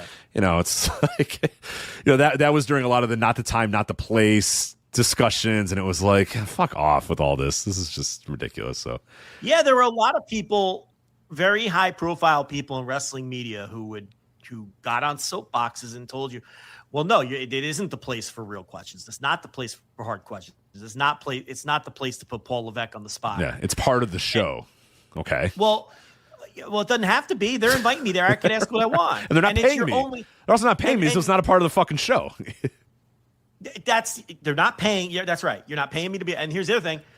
If that's not the time and place, then when is? When else is Paul Levesque available to the media outside of those types of situations? He's not like a real sports head coach or general manager who's made available to the press once a week. That's the time he's available to the media, and they're inviting you there. Fuck that. You ask them whatever you want. They're not going to invite you back. But then again, that's on them, and they're fucking assholes. And now they don't do these anymore. But anyway, that's the Andreas Hale stuff. And a walk down memory lane with their awful handling of the post-show press conferences, which again we were proved right on. I mean, look, like we always are, and now they don't even bother doing them anymore. Right. So yeah, more. One, because Paul doesn't want the heat, and then two, because Paul just doesn't want to bother with them doing them anymore, and they were stupid anyway, and they were going down a bad path. But because he asked one good question once in a blue moon, and he didn't know how to handle it. I think in total we counted it up. I think there was maybe 3 or 4 like real questions that he ever got asked, ever, and yeah, there was. I think Well, there Shawn was the Michaels one- got there was asked the- a couple decent ones as well, but yeah, it's very There was rare. the one right after the lawsuit where it was John Alba and Brandon Thurston and a couple other people who just one after another asked about the lawsuit. And that was the infamous, well, I haven't had a chance to read it yet. Right. And then, it never came up again. And, I'm sure the lawsuit has a lot to do also with why they stopped doing these things. Because they don't want anybody to slip in there and slip in a question about that. And they don't trust Paul to answer that properly because anytime, like you said, anytime he was ever presented with a real question, he would just get like red and angry, and Yeah. like it just kind of unhinged about answering it. So it's like this guy's gonna get us in trouble. So it's fucking who cares? Yeah. Yeah. Things aren't worth it. If one of the cosplayers, God forbid, asks a real question, we're gonna be fucked. So they just got rid of them all. So Macho Man guy didn't, maybe slip in a real question there at some point, but there you go. So that is, I think that's all we have about WrestleMania and kind of fallout from WrestleMania. As I said, again, if you want detailed reviews of WrestleMania, those are behind our paywall. $10 tier, Instant Reaction Live. We did about 2.5 hours on Saturday and followed up about 2.5 hours on Sunday as well. And that was the capper of our huge week of content covering WrestleMania week. I was there live in Vegas, so I talked about a bunch of shows that I had attended.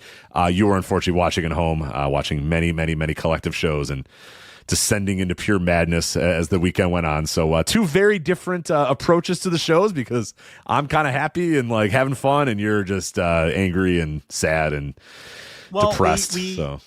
No pun intended, but we have collectively agreed that we're never covering Game Changer Wrestling in any form ever again. Yep, I did the Clusterfuck review on Tuesday, and that was the last GCW review we will ever do. I mean, it's whatever. If people like Game Changer, and I don't have any animosity towards Game Changer. I hope they continue. No, I don't. I don't have any. No, I'm sure these are bad shows. Like I don't have anything against them other than they have bad shows, and they present a wrestling product that is decidedly not for me. That I don't want to review or waste another second of my time on. I mean, it's not like I have some. Issue. We don't. Have I see. The only issue you have with them is that they produce wrestling television that you don't want to watch. It's atrociously beyond awful wrestling shows, and I'm tired of wasting all of this time and energy on the Game Changer shows every because really the only time we cover them is WrestleMania weekend at this point. We're not covering them on a week in, week out basis. We did at one point, but we stopped because the shows weren't good. And the two pay-per-views they had weren't good. And we said after the last one, no more. If they run another one, whatever. It's bad. They don't know what they're doing.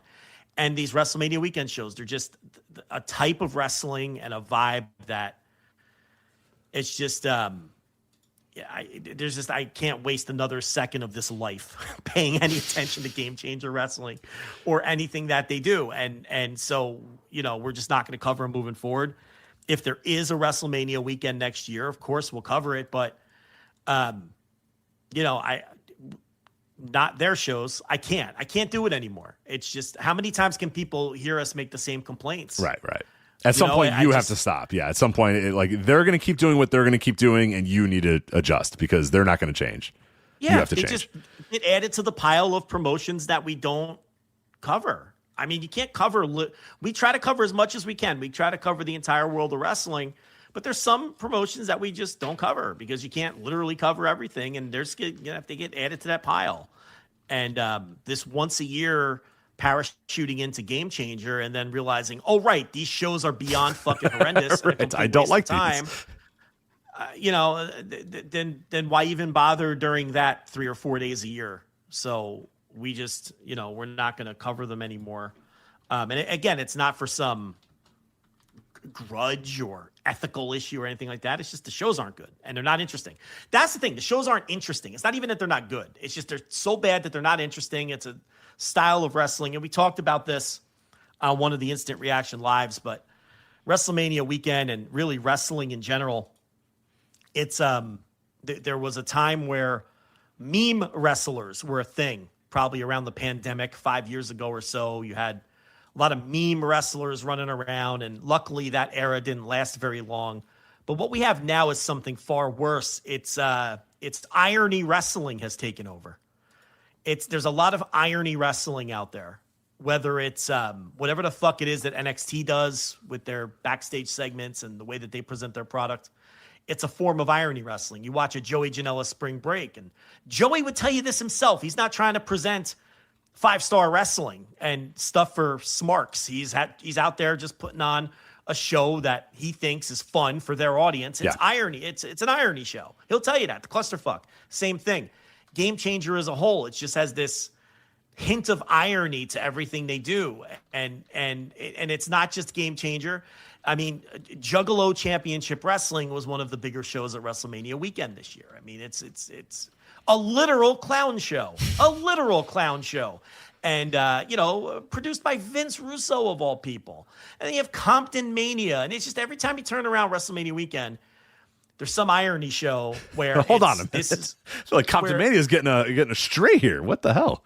That sucks. It's I didn't WrestleMania. watch it, It's just every time you turn around, not just at WrestleMania weekend, but at wrestling in general, it's a lot of places presenting a product where it's like, we're in on this. We know you don't, think this is, real. We're winking at you, and we're just going to have a silly time. And it's just, there's a lot of that in pro wrestling. And I'm not saying there's not a place for that. If that's the kind of wrestling you enjoy, go enjoy yourself. I can't do it anymore. It's just too much of it. And WrestleMania weekend is loaded with it. And a lot of that is a product of, there's just not a lot of indie talent right now. And not as much as there used to be, at least.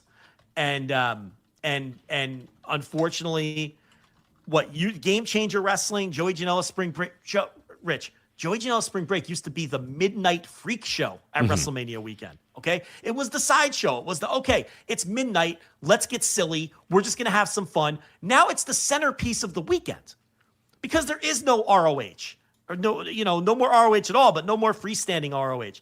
No more of the Gabe promotions. There's no WWN. There's no Evolve. There's no Dragon Gate USA. There is no wrestling centerpiece of WrestleMania weekend anymore. So Game Changer, because they're the most successful indie in the country, have kind of been, and the Collective and the Janela Show have become the centerpiece of the weekend.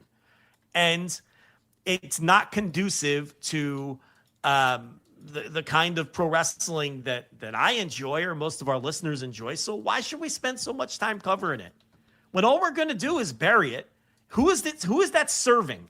Is it serving my listeners? Is it serving us? Is it serving Game Changer Wrestling? It's not serving anybody.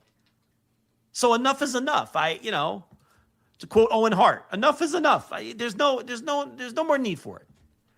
And I think that if WrestleMania weekend's moving forward, we should just try our best to cover everything else and stay away from Game Changer. Yeah, that's fine with me. I mean, I do a great job of staying away from Game Changer by going there the last 2 years, and I didn't. Yeah, that's why I get stuck with it. Exactly. I consumed exactly zero Game Changer wrestling both weekends. I went. I unfortunately consumed a couple of wrestling shows that took place in the building that Game Changer was in, and even that was enough for me to say, no, I'm good.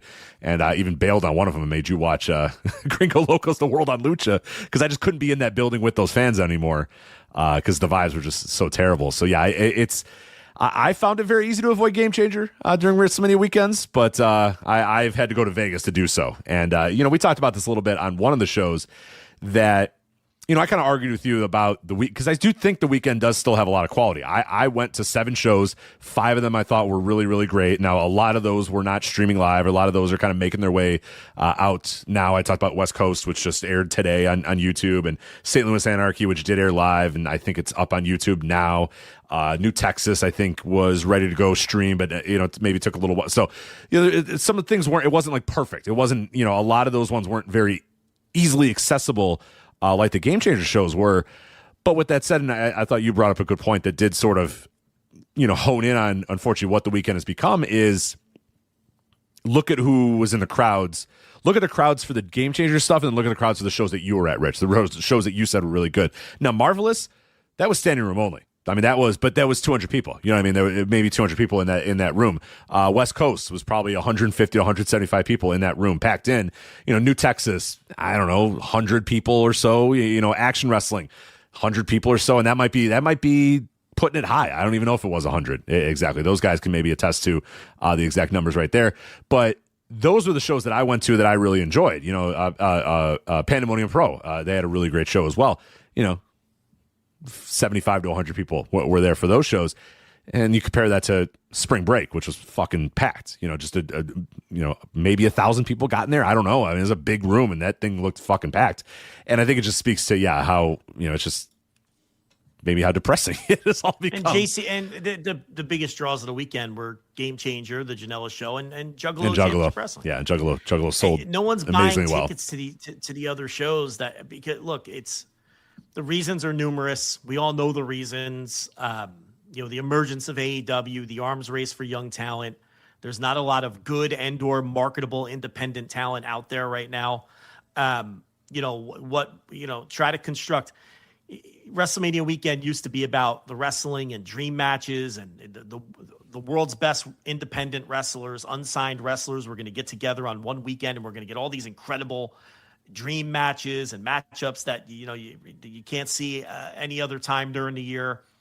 And there just isn't enough talent for that anymore. So those kinds of shows have been pushed to the wayside, and and the weekends are, centered around Game Changer Wrestling now in their and look, we've talked about this for years and we predicted exactly how this would play out. Game Changer took over independent wrestling because they had a roster largely made up of unsignable talent. So they weren't hurt by the arms race for talent over the last half decade in pro wrestling. Right, because no one was coming for Matt Tremont or Nick Gage. No one's coming for Nick Gage. No one's coming for Effie. No one's coming for it. I'm not trying to even necessarily put any of these people down. Very few people on their roster or their core roster, the people that were over in their company were going to be signable talent. That's why, Gabe Sapolsky essentially got ran out of independent wrestling. He didn't have anybody left to book. I could tell you that from conversations I had with him. Joe, I don't have anybody left to book. I can't do this anymore. Because there was no more talent. And there is no more marketable and/or great independent and that kind. So, of course, Game Changer was going to emerge and fill that space. And now that's what people want and expect at a WrestleMania weekend now. And, that's fine. Again, if you like it, you like it. If you want to go to Joey Janela's Spring Break and get drunk and just have a good time, I understand. I get it. I understand the appeal. I guess. Sort of. I mean, it's not for me. No. But, Effie and Alley Catch had literally one of the worst matches I've ever seen in my life on that show. I wanted to watch it. I tried to bring myself to watch it. I couldn't do it. I lasted like 2 minutes and was like, why am I doing this? Like, I know it's bad. Attempting to have like a real match with serious stakes. Yeah. I tried. But when a match is really, really bad, it's one thing to know a match is bad and be like, all right, look, I just have to watch this thing for like 8 minutes or whatever. You know what I mean? Like if it's a really terrible match of but when I knew the runtime of that match was like 33 minutes, I was like, I can't do this. I'm not watching this like 4 days after it happened. Like, come on. No, it's not going to happen. 20 minutes, but still it felt like it was 4 hours long and it was just one of the worst things you'll ever see. And I guess we should transition into this Dave Meltzer, Conrad Thompson. Yes, because I did watch this match. I made sure to go watch this match. This is the Brody Lee Jr. and Joey Janela match from Spring Break, which was actually like 30 minutes long, I think was the actual runtime of this match. And it was interesting because my takeaway real quick, and then we can get into what Dave said and all the freak out about it, is my takeaway was when I was done watching this match, I felt like Joey Janela deserves all the credit in the world for having an actually pretty decent and engaging match with a 14-year-old kid who's not very good at wrestling because he's a 14-year-old kid. But Janela worked his fucking ass off and did everything in that match to make Brody Lee Jr. look as good as humanly possible and make that match look as good as possible and make everything look. I came away from that match saying, holy shit, Joey Janela is better than I even knew. And I know Joey's a good, I respect Joey Janela as a worker a lot. Like, as a booker, we have different philosophies on wrestling, but I know as a wrestler, when he needs to go, he can go. And I thought his performance at Spring Break was nothing short of spectacular to try to make the most out of a raw piece that he had in there and try to look and make that kid look like $1 million in that ring. And it worked because the conversation after the match wasn't, wow, Joey Janela made that kid look great. It was, wow, that kid's really good for being 14 years old. And I don't know if that's fair to Joey Janela. The conversation was the kid looks really good. The problem is not many people included for 14 years old. True. See, look, I thought Janela was spectacular in the match. Okay. He's working with a literal child whose stuff did not look that great if you're comparing it to a fully trained adult pro wrestler. Okay. I thought Brody Lee Jr. looked about as good as a 14-year-old could look in a pro wrestling match. He looked good in comparison to what another child would look like wrestling their dad in the backyard. He was clearly a little better than that. But I think people are going a little overboard with how great he was. And we all know what some of that is. It's a child. Nobody wants to be critical of a child. I don't want to be critical of a child's performance. Yeah, right. It was always so uncomfortable when like Billy Starks was making the rounds when she was a teenager. And people would just overpraise her. And we'd be like, these matches fucking stink. There's so many holes in her game. But you don't want to be that guy who's coming out and picking on a fucking 16-year-old. It's a bad look. It's a child. But at the same time, you have to push back a little because Billy Starks was a bad pro wrestler when she was 16. I don't even think she's that good now. And now it's free. She's an adult. You have free reign to bury her. But, look, look, again, this is such a tricky topic to talk about. For a kid, he was fine. But Dave Meltzer saying that Brody Lee Jr. was better than most of the wrestlers in NXT, it's utter nonsense. Brody Lee Jr. is not better than any wrestler in NXT that's been on TV. Not a single one. And that's okay. He's a child. He's 14. Go watch that match. He's like throwing knees that look like they wouldn't break glass. If a fully trained adult pro wrestler executed the moves the way that he did, he would be universally destroyed by anyone reviewing the matches. But you're not going to do that to a 14-year-old because he was fine for a 14-year-old. Why can't we just say he was fine like you just did? He was fine for a 14-year-old. We don't have to pretend that this was some great pro wrestling performance. It wasn't. Maybe one day he'll be good. I don't know. He's getting the right kind of training. He obviously cares about it. He wants to be good. Sure. If you want to bet that one day he's going to be really good at this, maybe he will be. But this was the Joey Janela show, man. Yeah. He carried that kid. He carried him, and he did a great job. And Brody did great for a child. I mean, Dave's statement was utterly preposterous. Just name the worst wrestlers in NXT, and they're worlds better than Brody is right now. Lexis King can work circles around Brody Lee Jr., and he's not even any good. But he's a fully trained adult who's been doing it for 10 years. So, I mean, I don't know. It's such a hard topic. And then there's all of the other factors. The guy's father died.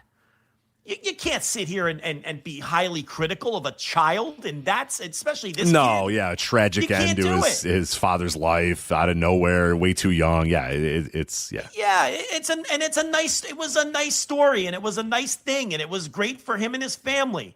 All those things are true. And I don't think that he was terrible. He wasn't terrible. He was fine for a kid. Fine for a kid. And we can't just leave it at that, though. We got to go overboard. I strongly disagree with Dave's take. Okay? I think in fact, I think what Dave said was utterly preposterous.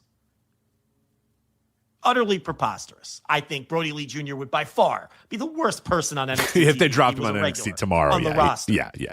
Left to his own devices and didn't have a Joey Janela out there, bumping his ass off. Like left to his own devices, yeah, there's no way he'd be better then. I mean, he's putting him in the sharpshooter or whatever at the end. He's slipping off. He's not even I mean, come on, can we just be honest about this? And again, it's so tricky. I'm not even trying to criticize him. He was fine. But the problem is, even though that's a bad take by Dave, and it is a bad take in my opinion, okay, the idea that Conrad Thompson is putting forth, that you shouldn't compare people. Didn't we just talk about this a few weeks ago? We did this with Kendall Gray. Yes, if people remember, if you're saying, wait a minute, didn't you guys just talk about this? We did, but this is the discourse right now.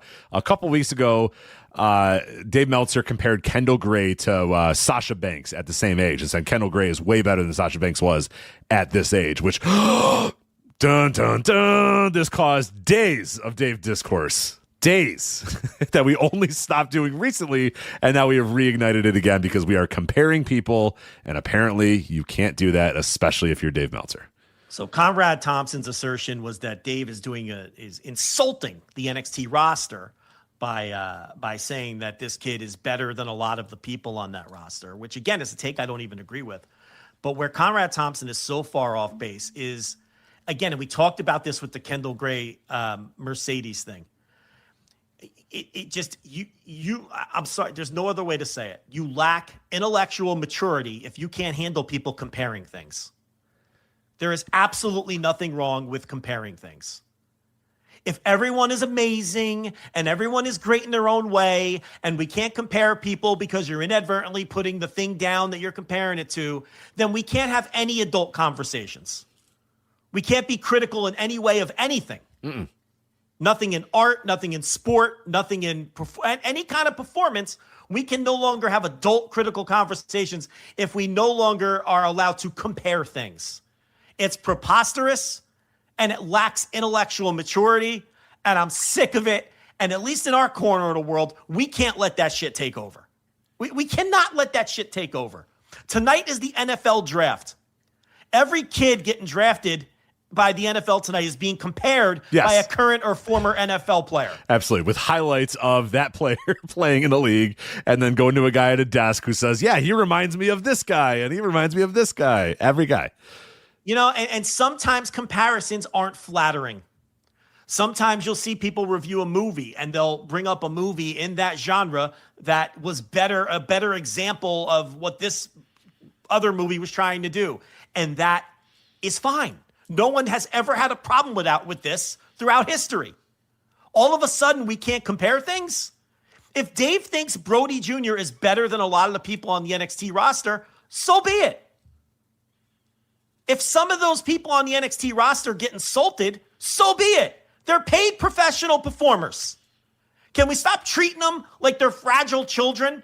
The fragile child here is the one that's getting put over. He's putting over the kid.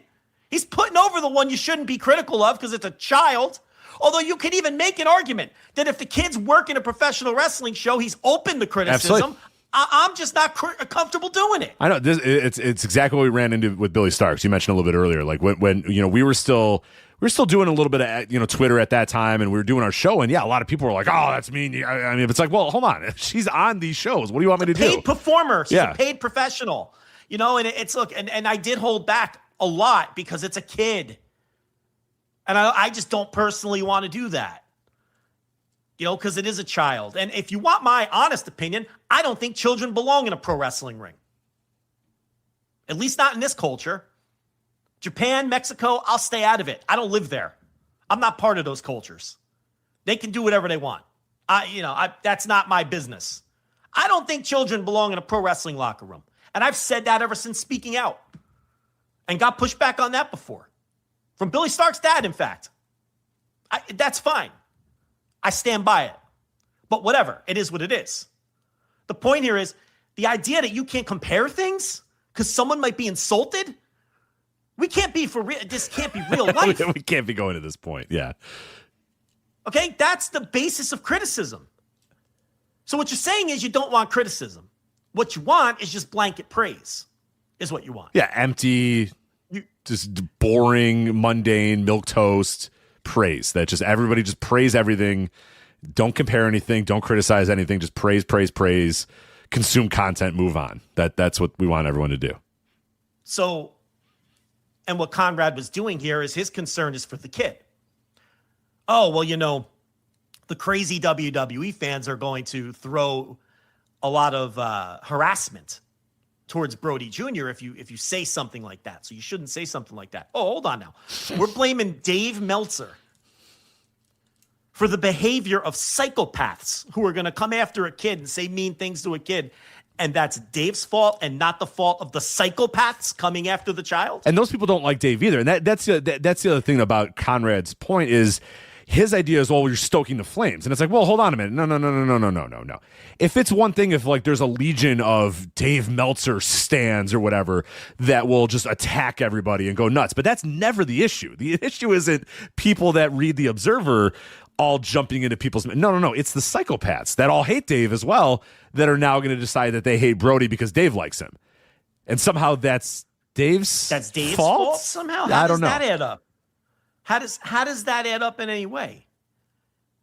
It's almost like we just expect and excuse the psychopath fans of that company. Right, for their they're going to be psychopaths, so you can't do anything that makes them psychotic. Don't provoke them. Right. Don't say anything to upset them. No, how about fuck them?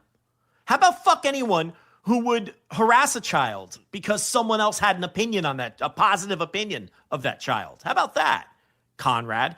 And the obvious point that we're going to get to here is how dare this motherfucker for coming at it from this angle. of all people, the hypocrisy coming from this motherfucker, the guy who for the last decade has run a cottage industry of frauds, liars, bullshit artists who have done nothing but slander Dave Meltzer and have created an environment where there's thousands of people who have a false negative impression of the guy because of the bullshit, lies, and slander that Conrad Thompson encourages and platforms on his podcasts with Bruce Pritchard and Eric Bischoff.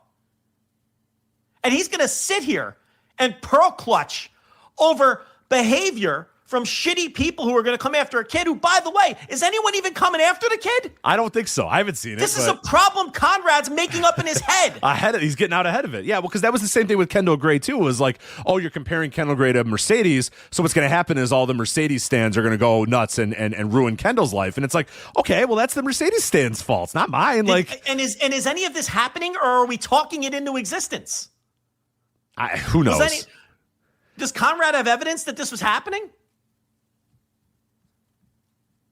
I mean, this guy is such a fucking hypocrite and just lacks such basic self-awareness. And we've been talking about this for years with this guy. He is one of the most, he without question, over the last decade and a half in pro wrestling, is one of the most negatively influential forces in the wrestling business with the bullshit that he allows to be spewed on his podcasts.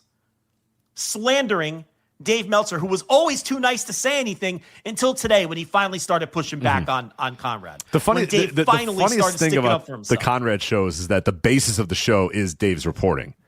Makes up the entirety of the show is we're going to read through the Observer, and yet at the same time, the person will spend the entire time saying, oh, that's wrong. Yet the whole basis of the show is reading through the Observers at the time. It's very bizarre. It's setting up Bruce Pritchard and Eric Bischoff to counter what Dave is saying and tell that audience how much of a liar that Dave Meltzer is and how Dave Meltzer is the boogeyman of that. And Conrad can deny. He tried to today. He gave that same line of bullshit. Oh, I've been defending Dave on my shows for 10 years. Conrad going, oh, come on now, Eric. Yeah, that's the level of pushback that we hear on your shows. Oh, come on now, Bruce, with your southern drawl. And then you just let them go on and lie and bullshit and slander a man and create a lot of this divisiveness that is going on in pro wrestling. That then people turn around and blame on Dave largely because of these two assholes that you give a platform to. So save this idea that you respect Dave Meltzer and you've had dinner with Dave Meltzer and you defend him on your show. None of that means shit when you allow Eric Bischoff to go on the air every week for how many years, however long that show was going on, and convince everybody that Dave Meltzer was the devil of pro wrestling and a liar and a bullshit artist and a con man and all of these other things, while Dave sat back and was too nice to say anything about it.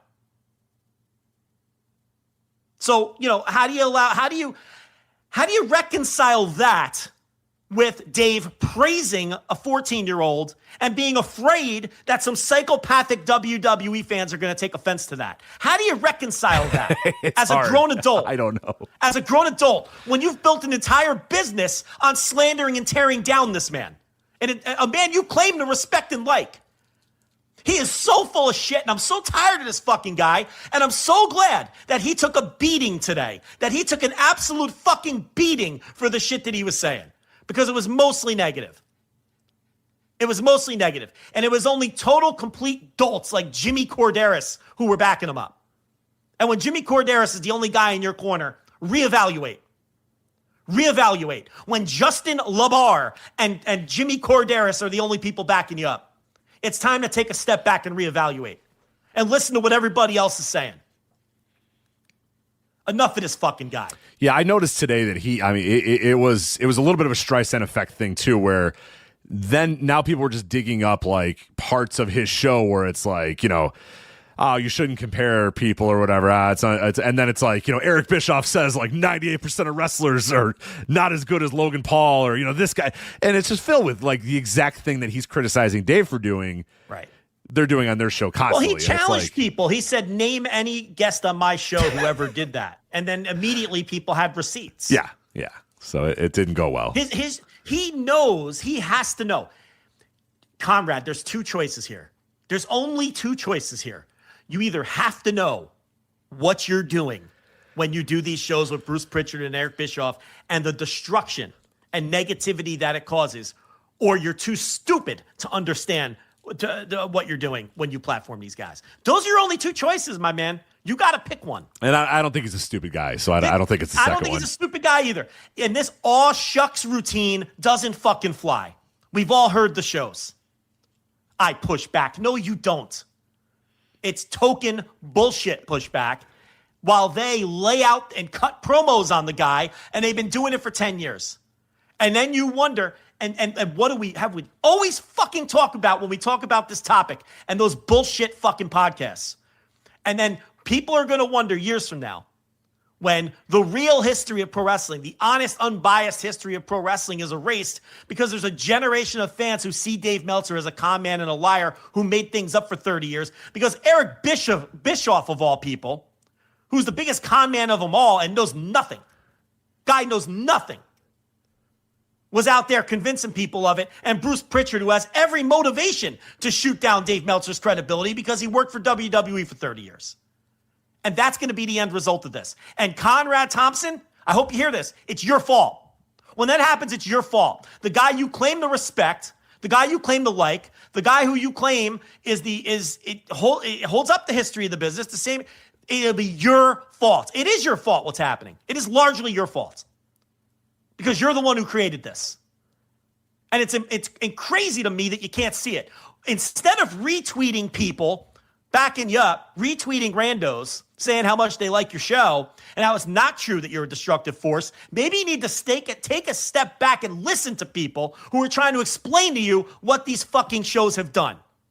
And the fact that he can come out today and admit that Eric Bischoff says that he's an entertainer.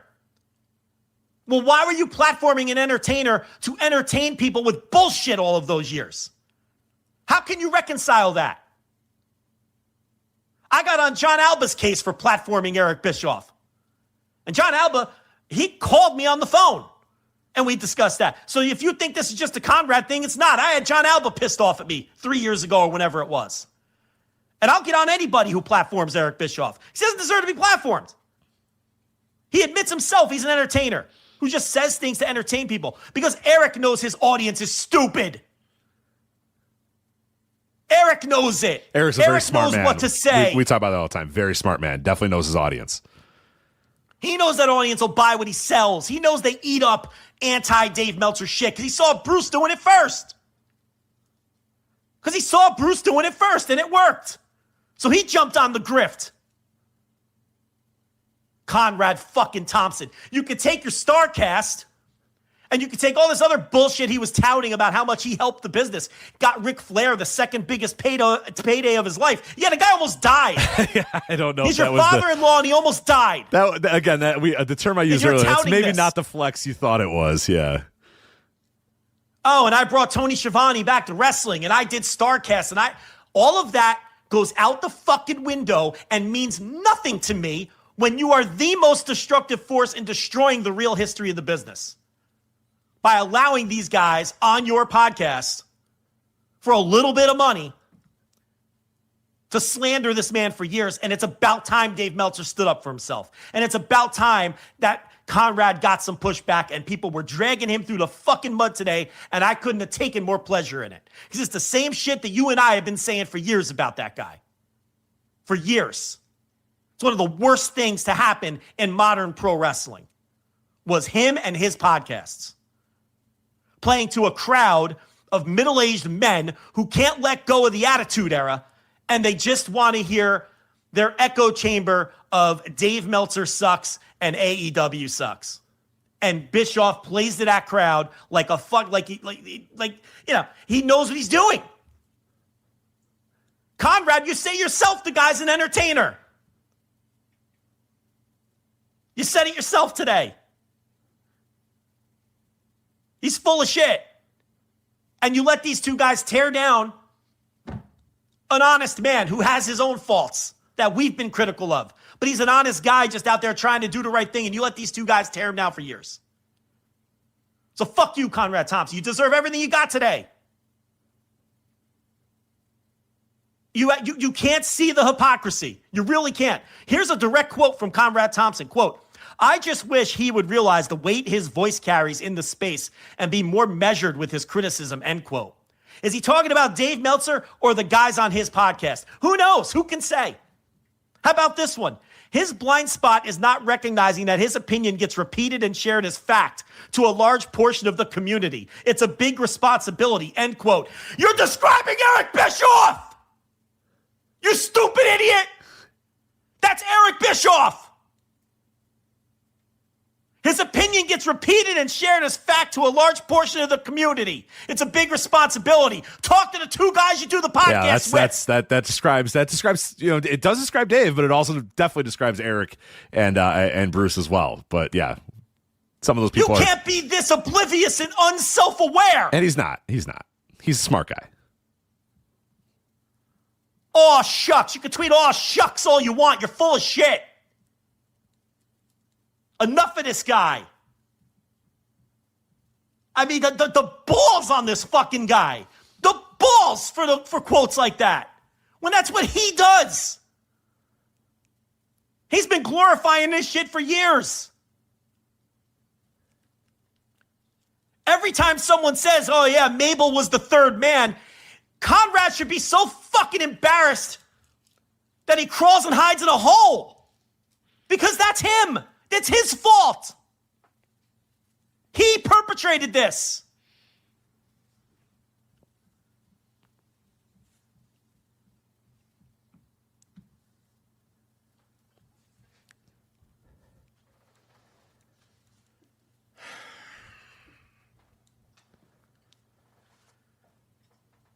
There it is.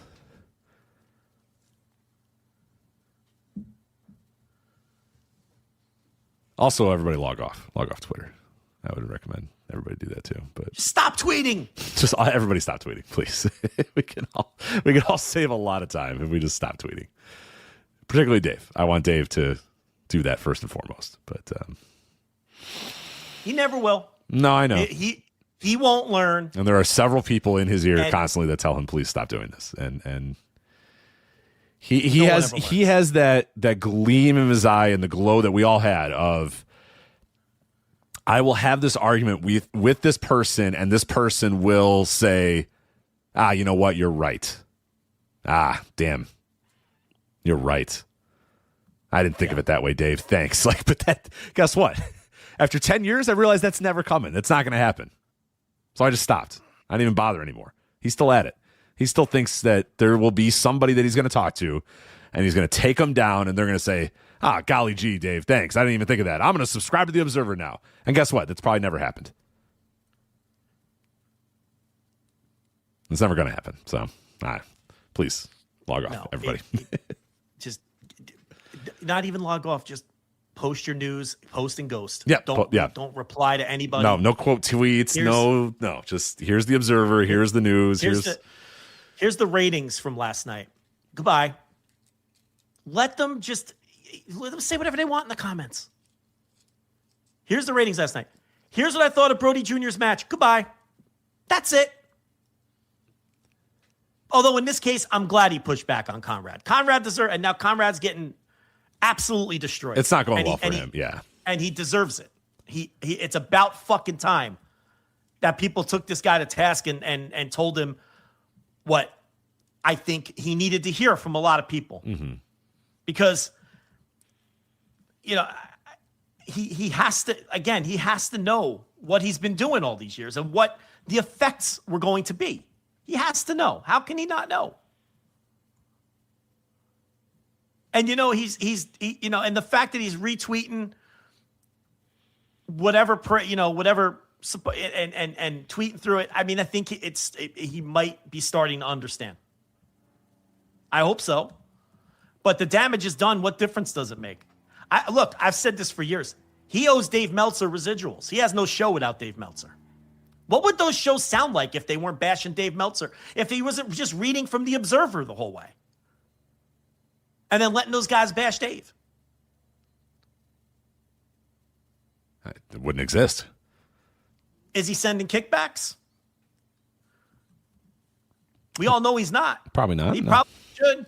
While slandering and tearing down the man's reputation for years on end. And then how dare he not have the self-awareness to not understand what he's saying to Dave today? Directly applies to him. To him. It makes my blood boil. It really does. It really does.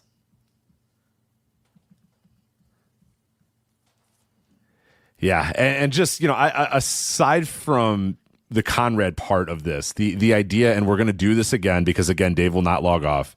And again, I guess it's not Dave's fault. Like, I just think he should. I just think it'd be better for him and it'd be better for everybody if he did. But again, it's not his fault that people treat his opinions like this. They just do.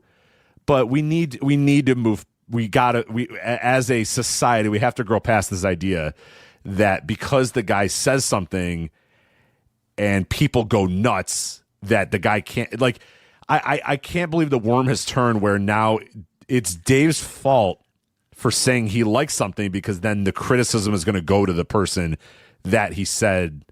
Like, what is this? What are we doing? Like, literally, what are we doing here? Like, what the fuck? The guy can't say, I think Kendall Gray's really good and she's better than Mercedes was at 22 without it being a freak out and it being like, tisk, tisk, Dave, you have to be more aware of what you're saying.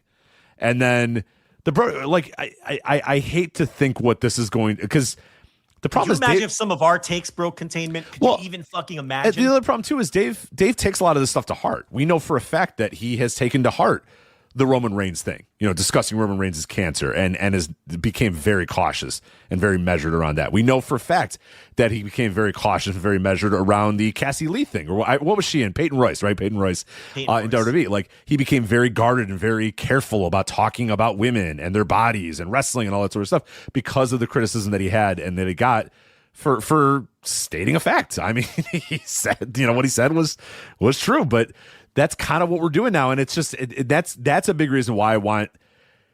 Like, again, I feel like I'm maybe being hypocritical here by saying, like, these people are such fucking psychopaths that Dave has to change what he does, and I don't necessarily know that that's what I'm trying to get across. I just think it'd be healthier for him and for everybody for him to, like you said, just post the news and leave and just bounce and no quote tweets and no arguments and all that sort of stuff, but.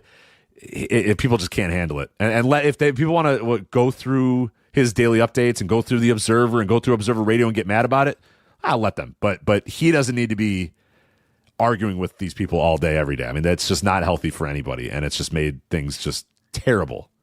Not that they would already they'd be terrible anyway, but they're more terrible, and it's more of a waste of time for him because he could probably be doing so much more with his day than arguing with, you know, WWE stands about this shit day in and day out. But Eric Bischoff sits in his house in fucking Wyoming or wherever the fuck it is, and he just has a laugh and chuckles at the damage that he's caused to this man's reputation. Yeah. He doesn't like him because of, you know, facts that Dave has reported on the companies that he ran.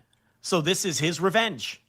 At the end of his life, this is his revenge. I'm going to take down this guy's reputation.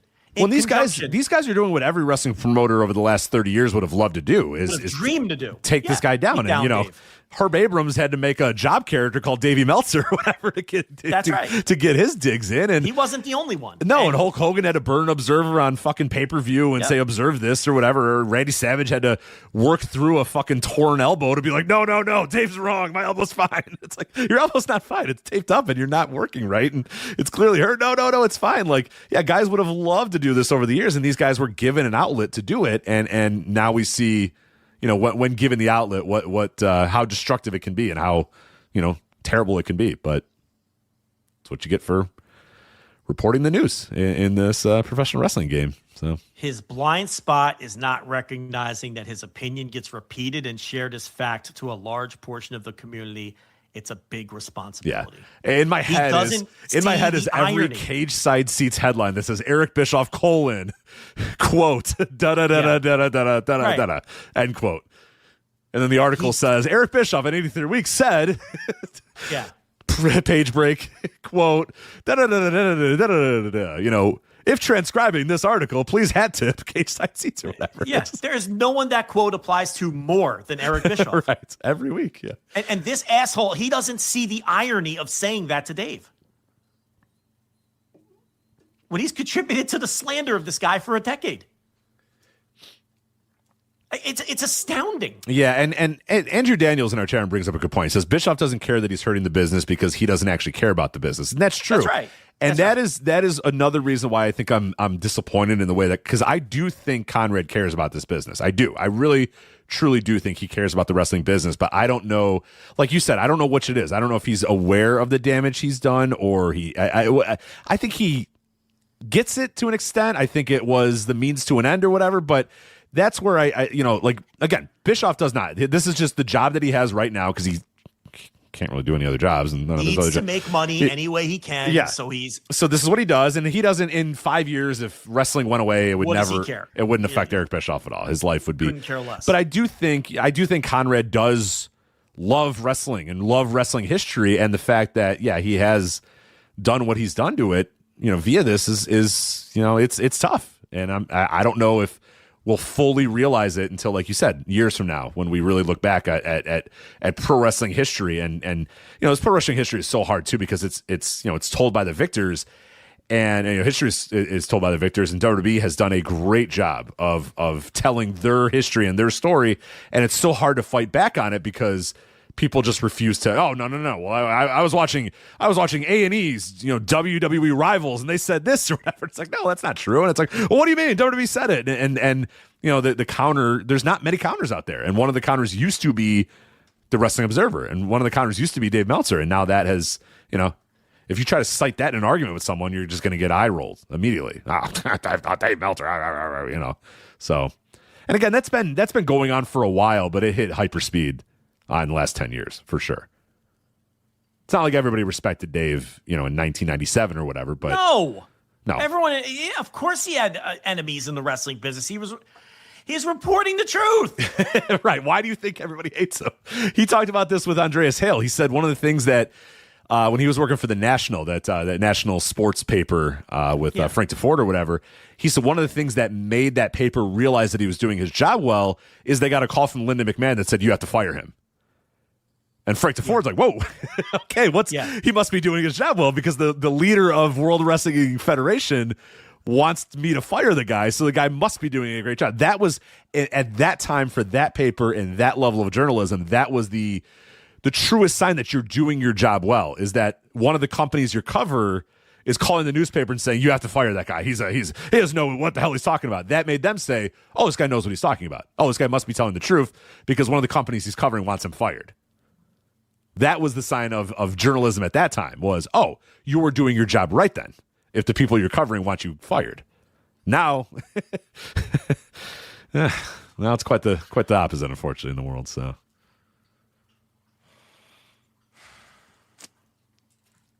there you go. Don't let anybody tell you can't compare things, though. I mean, really, no, please. We have to compare stuff. Yeah, we have to compare. Where are we at? You can compare things. The basis of criticism is comparison. Like everyone's great in their own way. Everyone's amazing. No, not everyone's great. No, not everything's sucks. amazing.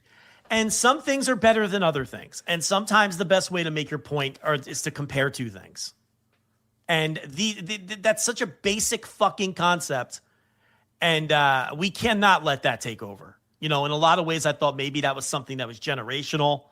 The way that maybe some younger people have been raised or whatever, but I'm not sure, because you see someone like Conrad Thompson coming out with that same idea that you can't compare things. But although I think he's coming from more the perspective of, because you don't want to incite bad people. Right. I think Conrad has no problem with you comparing. I think he is just saying, well, if you do that, the psychopaths are going to get mad. And those psychopaths are largely made up of younger. I mean, I think we can agree that it's made up of the younger. And that is generational, I think, of those people that get very angry to defend their faves and their stan. Oh, I'm a stan of Sasha Banks. So you saying that Kendall Gray is as good as her. Well, now I'm going to, comment on every Kendall Gray Instagram post and tell her she's not better. I mean, that sort of behavior at this scale, at the level that it is. I mean, I love the idea that Dave Meltzer is controlling the pulse of internet harassment. I love that Dave Meltzer is the fault of internet harassment. Mm-hmm. Something that's existed since day one of the internet and will exist until there is no more internet.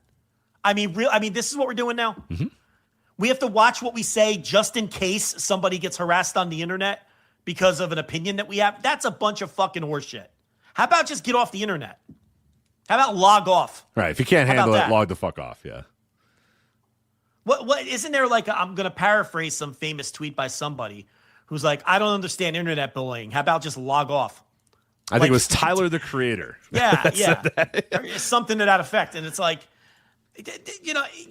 now we're applying internet harassment to what Dave Meltzer says about pro wrestling. This is preposterous. Let me, I'm not. Oh, I can't read the. Well, you can't read it. I cannot read what he said. But you can replace it with fella. Yes, cyberbullying is blanked,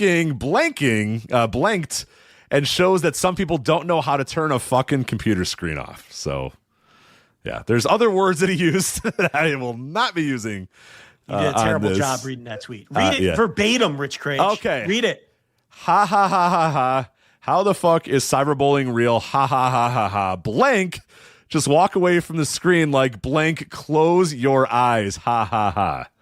Blank. It doesn't say blank. It does not say blank, but I will leave that one away. Fella. Just walk away from the screen like fella. Close your eyes. But yeah. You think famous people aren't going to get harassed if Dave Meltzer stops comparing things? I mean, what are we doing here? But he makes it worse. It's I don't know. I don't have an answer to it. Look, this opens up a larger. That's fine. I do have an answer. Log the fuck off. Well, okay, but no, this opens up a larger philosophical discussion. Okay, to some degree, are we responsible for the opinions we have? We have opinions. We should weigh in on this. To some degree, should we be careful about the way that we present our opinions? I don't know if there's a firm yes or no answer to that. I think, and again, like I said a little bit earlier, I think if there are if Dave has a legion of fans that, and this happens a lot, like in social circles or whatever, that if you have a loyal audience or whatever, and you like we see it with Barstool. A great example is Barstool. Like those guys, when they can get an entire thousands and thousands and thousands of people to mobilize. Like if they say this guy's an asshole, get him. Like they will have fans that will then harass those people to no end. They'll do that. Do you think but do you think there's a difference between Dave Portnoy doing that as a strategy? Because there's times he does that on purpose. A writer will write something bad about him or an article he doesn't like or something he sees as slanderous. So he mobilizes the troops intentionally. Yes. I think that's different. I agree. And that's why I said that earlier is like Dave isn't saying, all right, Sasha Stans, get her. Like, I'm going to say Kendall Gray is better than Sasha. So go get her, Sasha Stans. Like the Sasha Stans don't like Dave Meltzer either. Like the people aren't on his side. They just happen to be psychopaths that are going to react to his quote. And my argument would be that Eric Bischoff and Bruce Pritchard were doing the Dave Portnoy thing. I would say that more times than not, they do kind of. They're mobilizing. It's so intentional. Their intent is to turn you on Dave Meltzer so that his history of the business that he has written for 40 years is no longer considered the truth, and they get away with all of the bullshit they pulled over the last how many over decades. That's their intent. Or That's just the to goal. also just to present an us versus them mentality as well. That's what that guy says, but this is what we say. This is what really happened because we were in the business. I think you're being charitable. I think why would Eric Bischoff want the real history of his career in pro wrestling out there? He knows it's bad. He knows he stinks. He knows he accomplished nothing outside of a year and a half.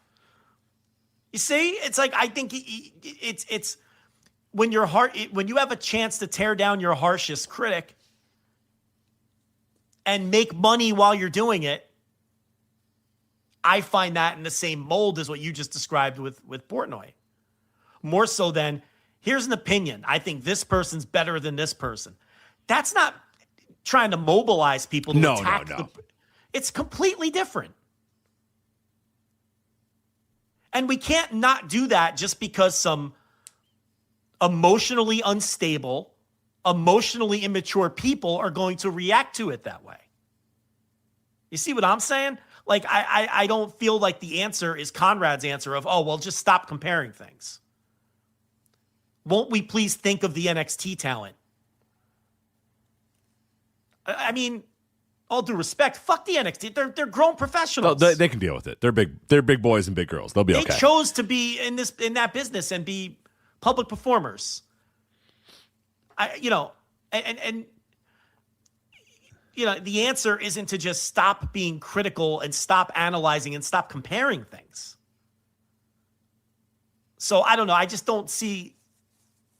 That's not the same as what Portnoy does or what Bischoff is. No. And I don't think it is. I said that earlier. I don't think that's the case. I think it's very different. I think the idea that people are presenting this as Dave is mobilizing people again, but that's not at all what he's doing.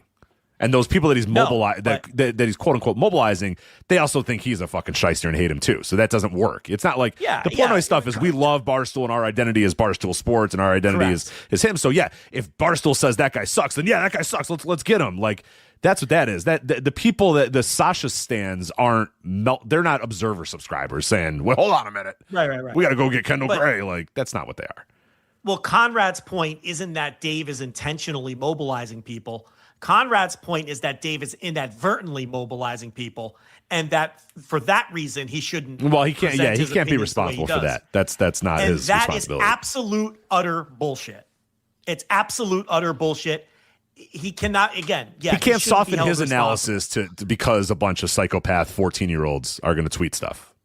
Right. Like, he can't do that. And that's what Thompson is insinuating, which again is wildly hypocritical.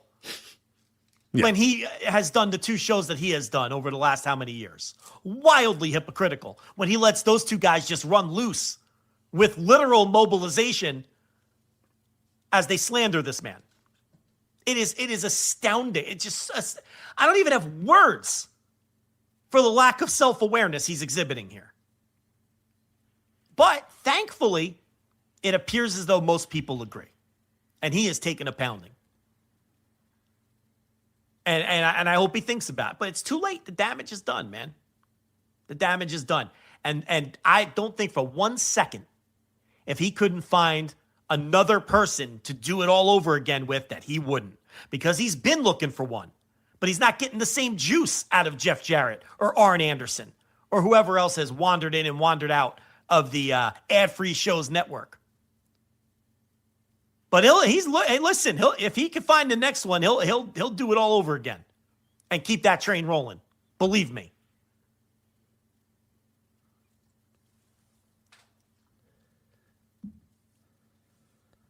All right. You good? I'm good, man. I've been good. I'm calm. All right. I'm not mad. You're mad. No. I just want to move. Are we good to move on to? Yeah, I know. I'm fucking around, man. Okay. Yeah. All right. Good. I lost my cool. That's what I do. You? Every now and then I get a little angry. Every now and then you do get a little, yeah. Well, do you get that angry in the group? Do you get that angry in the group chat or what? I'm an entertainer like Eric. You know. We gamble for entertainment purposes only. Yeah, I know. I can't believe he's using he's just a little baby boy defense. Kind of. For Eric. That's what he's doing. He's using he's a little baby boy. He's entertainer. He says he's entertaining people. And I love people digging up the post that Conrad has made on Dave's board saying, "Oh, our they're Pritchard and Bischoff, they're just working." It's not that serious. Oh, they're just little baby boys. They're just out there working. That's his actual defense for this. Yeah. All right, now we can move on. All right. Well, whatever. Let's move on this way. Van Hammer.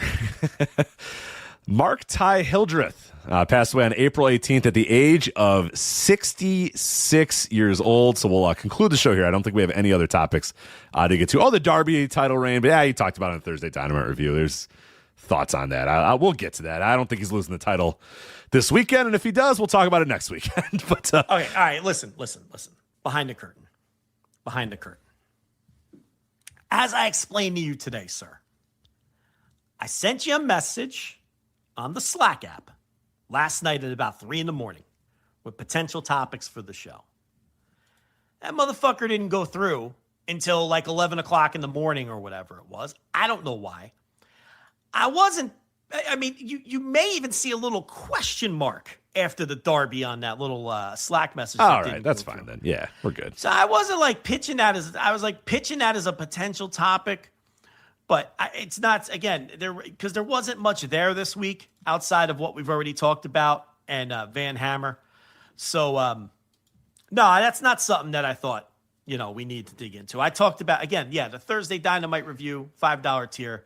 You get all the Darby talk you could handle. That was my opening salvo, if you will. The opening theme of the review was discussing the Darby title win and the assorted discourse around it. So, I wasn't asking you to No, and like my thoughts are very quick about it too. Like I thankfully I don't know what any of this discourse is. Like I when the title win happened, I was in Vegas and I wasn't even able to watch it live. So I was just watching on clips or whatever. So I was unaware that there was any sort of like Darby discourse going on or whatever.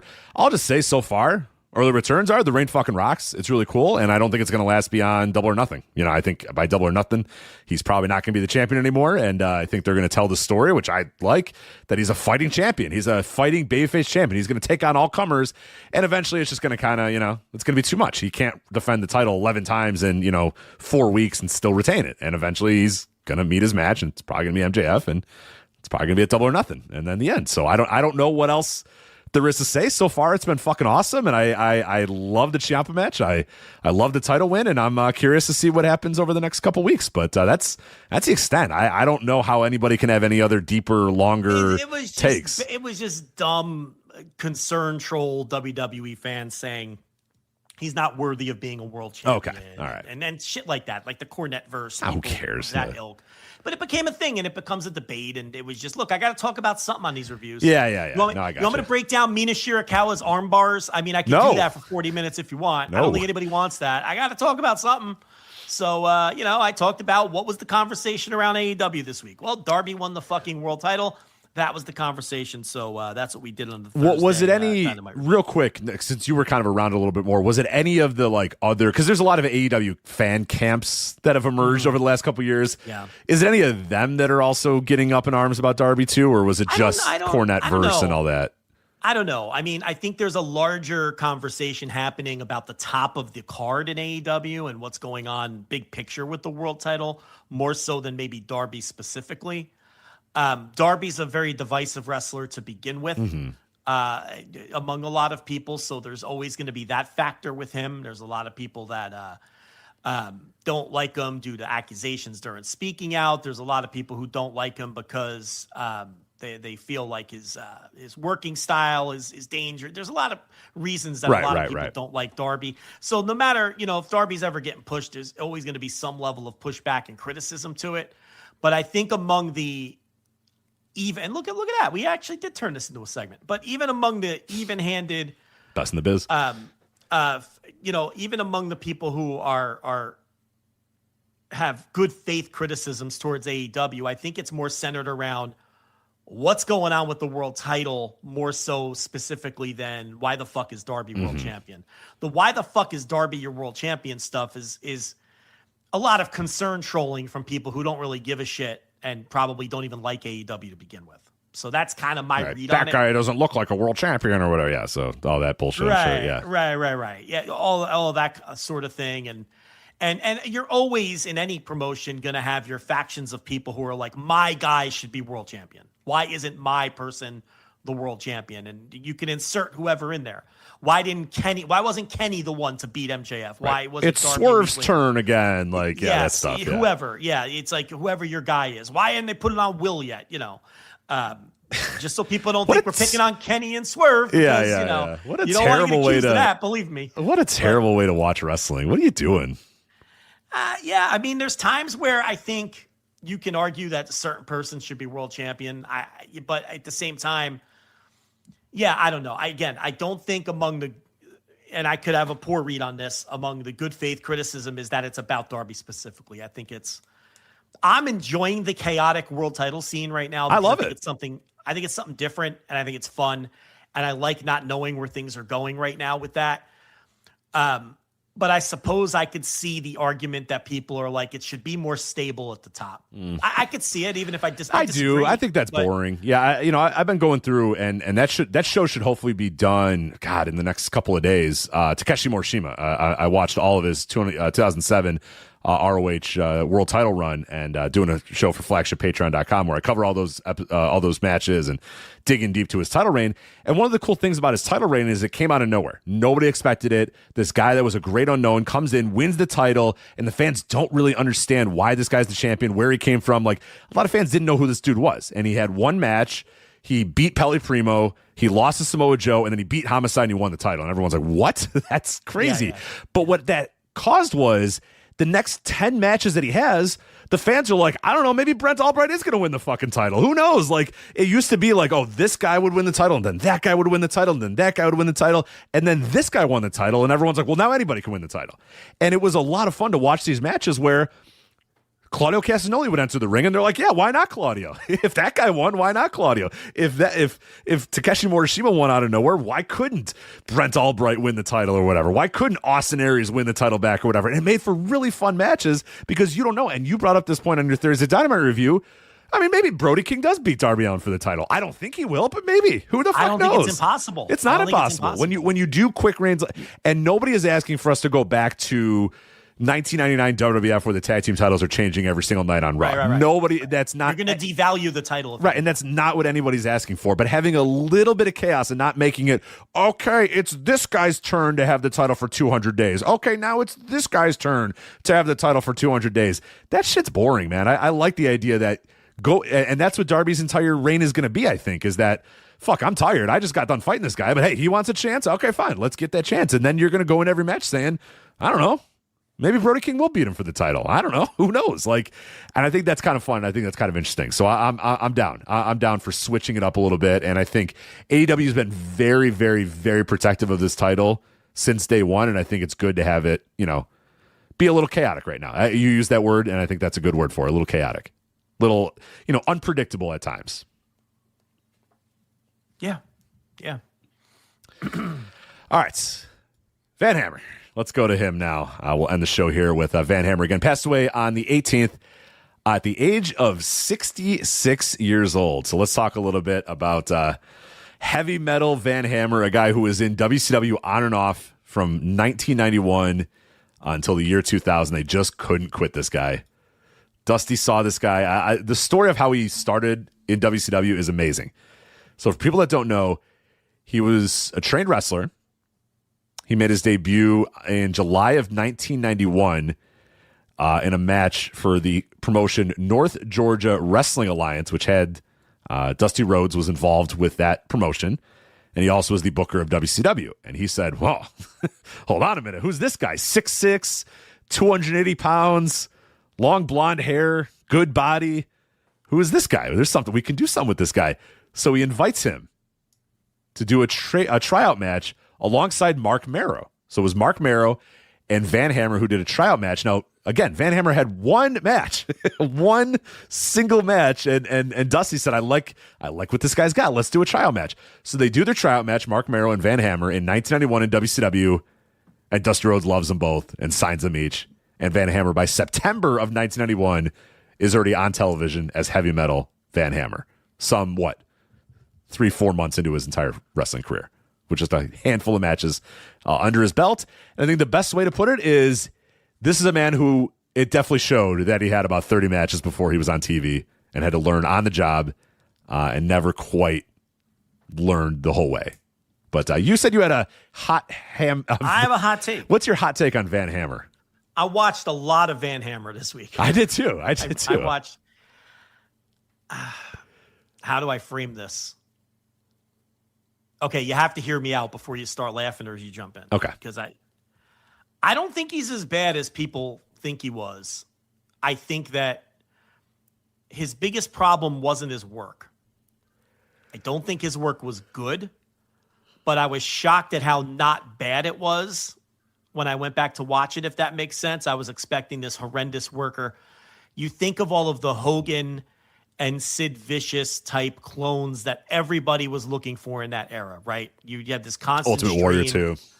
Yeah, you have this constant stream of bodybuilder types who everybody was like, if we find the right guy, we've got the next Hogan, we've got the next Sid Vicious, whatever. And when you compare him to the endless string of those type of guys, I think he's better than most of them fundamentally. Like, I watch him wrestle, and his issue isn't just the basics. He throws nice punches. I mean, I know this is like the softest praise of all time. He doesn't look like super uncoordinated. He doesn't look like he's struggling to run the ropes, especially for a guy his size. But what hurt him was he had zero projectable charisma whatsoever, despite looking the way that he did. And there was just no crowd connection. And there was just no ability to have a good match.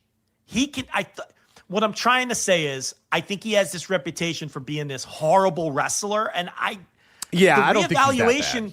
The reevaluation didn't show me that. It showed him to be maybe even an average wrestler. He just didn't have the ability to have good matches. He didn't have any charisma. He didn't have any crowd connection.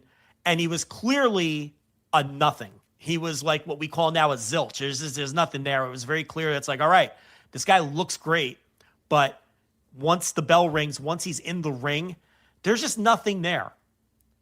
And, you know, I watched his squash matches against good workers like George South. I watched the same match, yeah.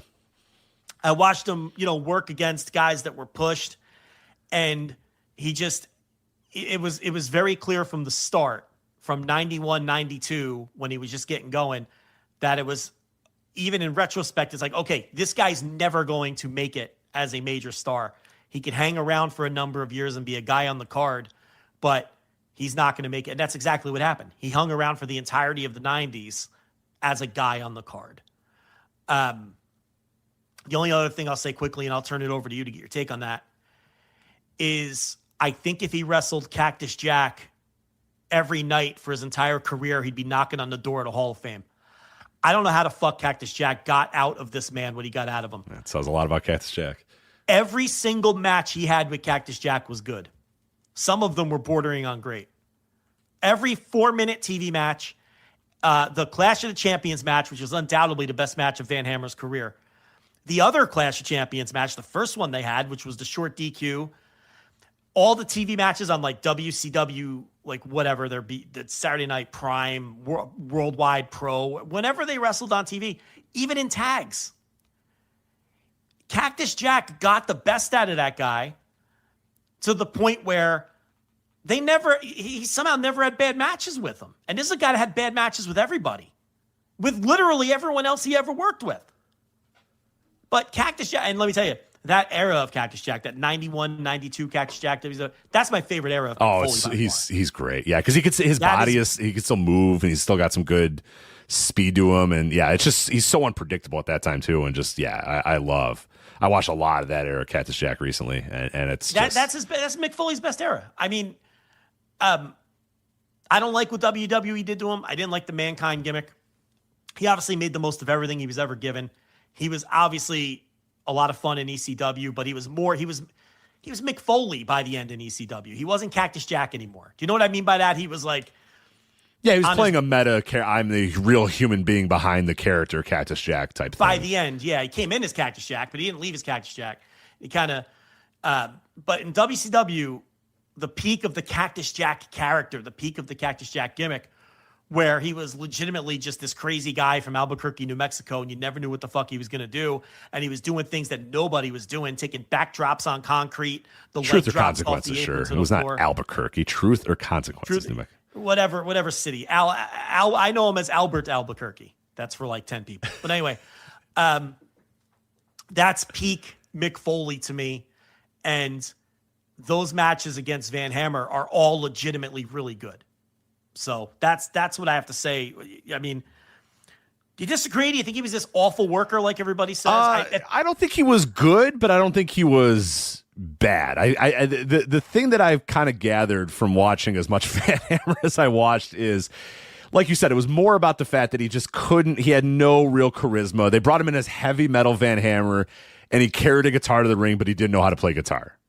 You know what I mean? So it looked terrible. He would come to the ring in this flying V guitar and just spinning around his neck and just kind of do that. He just kind of rock his head back and forth. And he didn't play, and it was obvious he didn't play. So it kind of came across like this guy was a dork. Did we really want him playing the guitar, though? No, but I think it just made him look like a complete dork. Is that poser, it's just like a gimmick. He looked like a fucking poser. And in that era of WCW, those fans, I mean, they saw through the dynamic dudes. They were like, you don't ride skateboards, you assholes. Right. Peak Jim Herd, they got to have a character. They got to be a thing or whatever. I also, and I try to do this with anybody when we do these bios. I try to listen to as many shoot interviews about the guy as well. And he seems to be a guy that I think, unfortunately, because so much to him came so early in wrestling, that he wasn't exactly a humble guy and definitely came into wrestling with a very oversized ego. Arn Anderson tells a story where the first day, I don't know if you heard this or not, the first day that Van Hammer comes into the building, he shakes everyone's hand and says, "Yeah, they're bringing me in to be your guy's Ultimate Warrior." No, you're forgetting the key line. He said, "Yeah, I'm coming in here. They think I'm the Ultimate Warrior. I'm here to be the savior of this company." Yes. And Arn Anderson is he said everyone's looking around for him to be like, "I'm just kidding. How are you guys doing? Welcome. Yeah, my name's Mark or whatever." Right. It never came. No, he was dead serious. And Arn Anderson's there was silence. And then we all looked around and we're like, God damn, he's serious. What the fuck's this guy talking about? He walked into a room with Arn Anderson, Steve Austin, Steve Regal. Yeah, all these the peak 1991 WCW roster with all these great wrestlers. And he said to them with no irony and with no, hint of joking around, I'm here to be the savior. I'm here to be the Ultimate Warrior of WCW. And he said they were waiting for him to maybe expose that he was just trying to break the ice, but he didn't. He meant it. He meant it. He was dead serious. So you're right. I think because Dusty probably told him that when he signed him. Right. Dusty probably said, "Hey, baby, you're going to be my Ultimate Warrior, baby. You're going to save this company." Hear Dusty saying that. Right? He went, "Okay, totally cool." Hear him saying that. Right. And he walks into this locker room of respected vets, and that wasn't going to get over very well. And it wasn't. And the fact that they were going to push him right out of the gate. I think the extent of his push has been a little bit overstated over time. Yeah, he won matches, but he was winning. He was 42-1 or whatever, 42-0 or whatever. But he was just facing dudes. He wasn't. It was. The thing is, I think they had every intent to push him to the moon, but it became very clear very quickly that they couldn't. So he kind of stalled out in the mid card. Mm-hmm. This idea that he was just pushed so hard, so fast.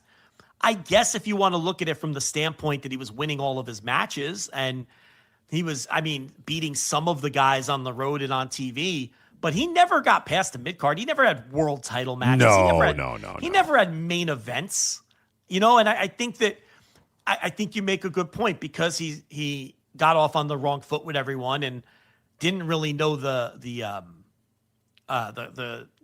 courtesies is not the word I'm looking for. The proper way to behave in a pro wrestling locker room, how to be humble when you're the new guy. It put him behind the eight ball, and just for the rest of his career and the rest of his life, there was just a negative connotation around him from the boys. So that's going to hurt you too when people for years have been saying, "Oh, that guy sucked and he was overpushed and all this and that." Where I think if he was a more likable guy, now he had a clique of people who liked him.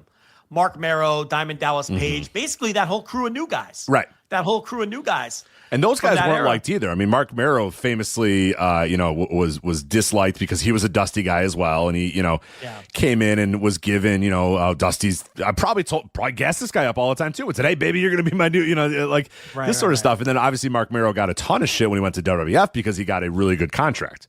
Because he played both sides and got a good contract, and that got him a lot of heat because pro wrestling locker rooms are kind of dumb in this case. But yeah, those were the only the old guard did not like him because he didn't follow a lot of the old guard pro wrestling etiquette, and he just didn't seem to get along with a lot of the guys backstage, other than like you said, Mark Marrow and Diamond Dallas Page and Dusty, came in with. Right?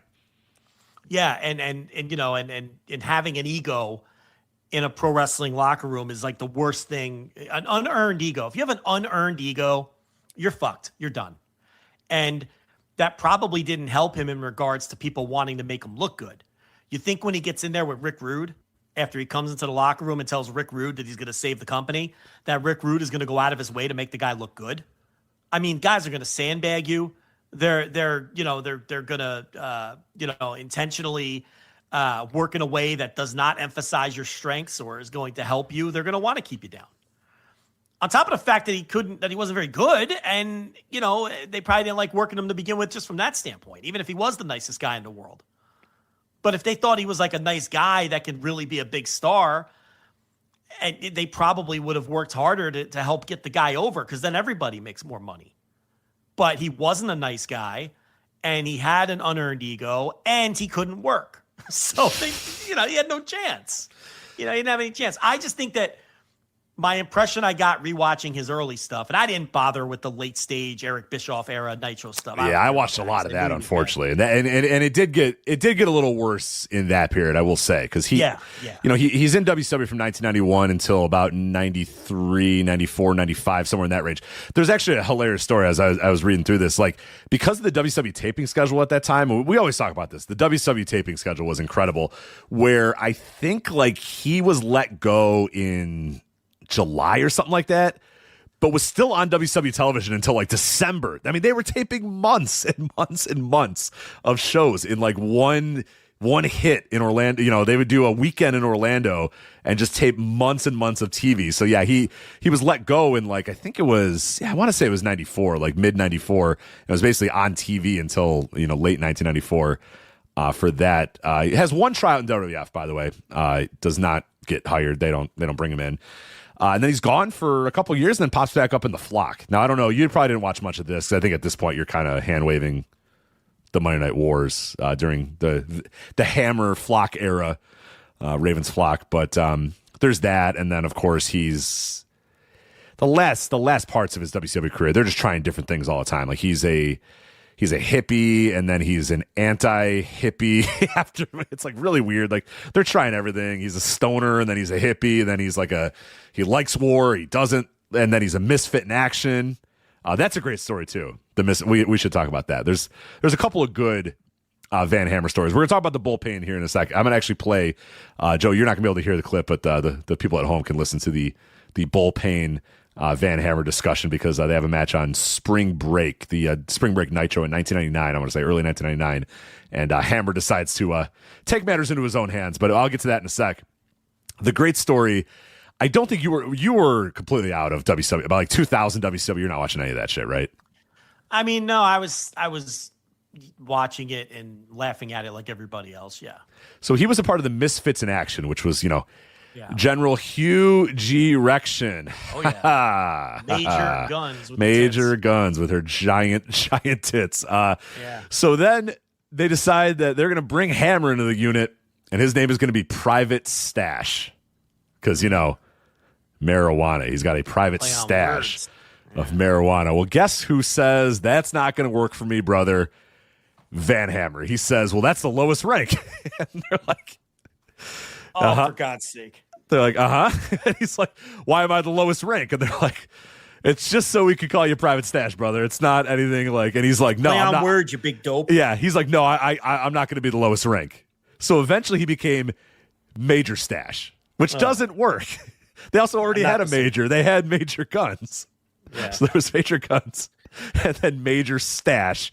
And it did not last very long after that. They did release him shortly thereafter. So, all right, let me play the bullpen thing. So they have a match on Spring Breakout, which is a hilarious match. If you ever want to go, I talked about it as well on go to Flagship Patreon, the Lavella Look Back, the episode in 1999. We talk about it because it's as you're watching this match, without even knowing the story, if you watch the match, you're like, what the hell's going on here? These are two men that are not cooperating in a pro wrestling sense. Well, they indeed were not cooperating in a pro wrestling sense. So here is wrestler Bull Payne talking about his match with Van Hammer from March 22nd, 1999. One of your favorite matches, I guess, in WCW is working Van Hammer. What a piece of dog shit he is. Me and Hammer were supposed to work the first match of Monday Night Nitro. They told us there was a meeting with all the boys, and they said, everybody stay out of the pool. That's Rey Mysterio and Flair's gimmick. At the end of the show, they're going to take some bumps into the pool and do whatever. So I was happy. I didn't want to go in the pool anyways. Fuck that pool. You know, just wreck your gear anyways. We lock up. He takes me right to the fucking rail right away. And he's trying to legitimately throw me in the fucking pool. So I just jack him in the jaw. I go, what the fuck are you doing? Whack! I just punch him in the jaw. Oh, you motherfucker, you stood me. So, well, goddamn it. Stop trying to put me in the pool, you know. So we're wrestling a bit, and he takes me out again, tries to put me in the fucking pool. Billy Silverman's yelling at him. You stupid fucker, what are you doing? He's totally ignoring us. He's trying to out-muscle me, you know. He's a big motherfucker, you know. The match is over, and he hits me. He does this one slam thing where he can either lay you down nice or he can just spike the fuck out of you. Well, he spikes the dog fuck out of me. He just kills me. I mean, I don't even know we're in Florida anymore.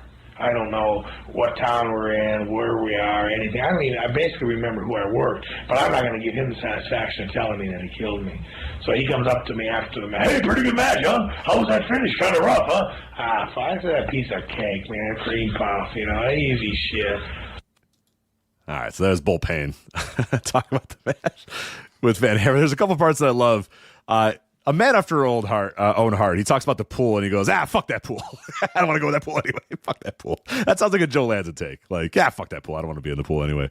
Yeah. But it's just a great. Again, the guy seemed tone deaf more than anything. Just didn't know how to really.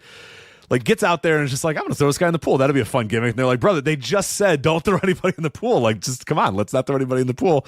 But he just decided he wanted to throw this guy in the pool. And then the whole match is him trying to throw him in the pool. And he stiffs him at the end. And yeah, there you go. So that's that was Van Hammer. I don't have much else about his career, but I did watch a lot of it. And I agree with you. The 91 to 93 era Van Hammer is okay.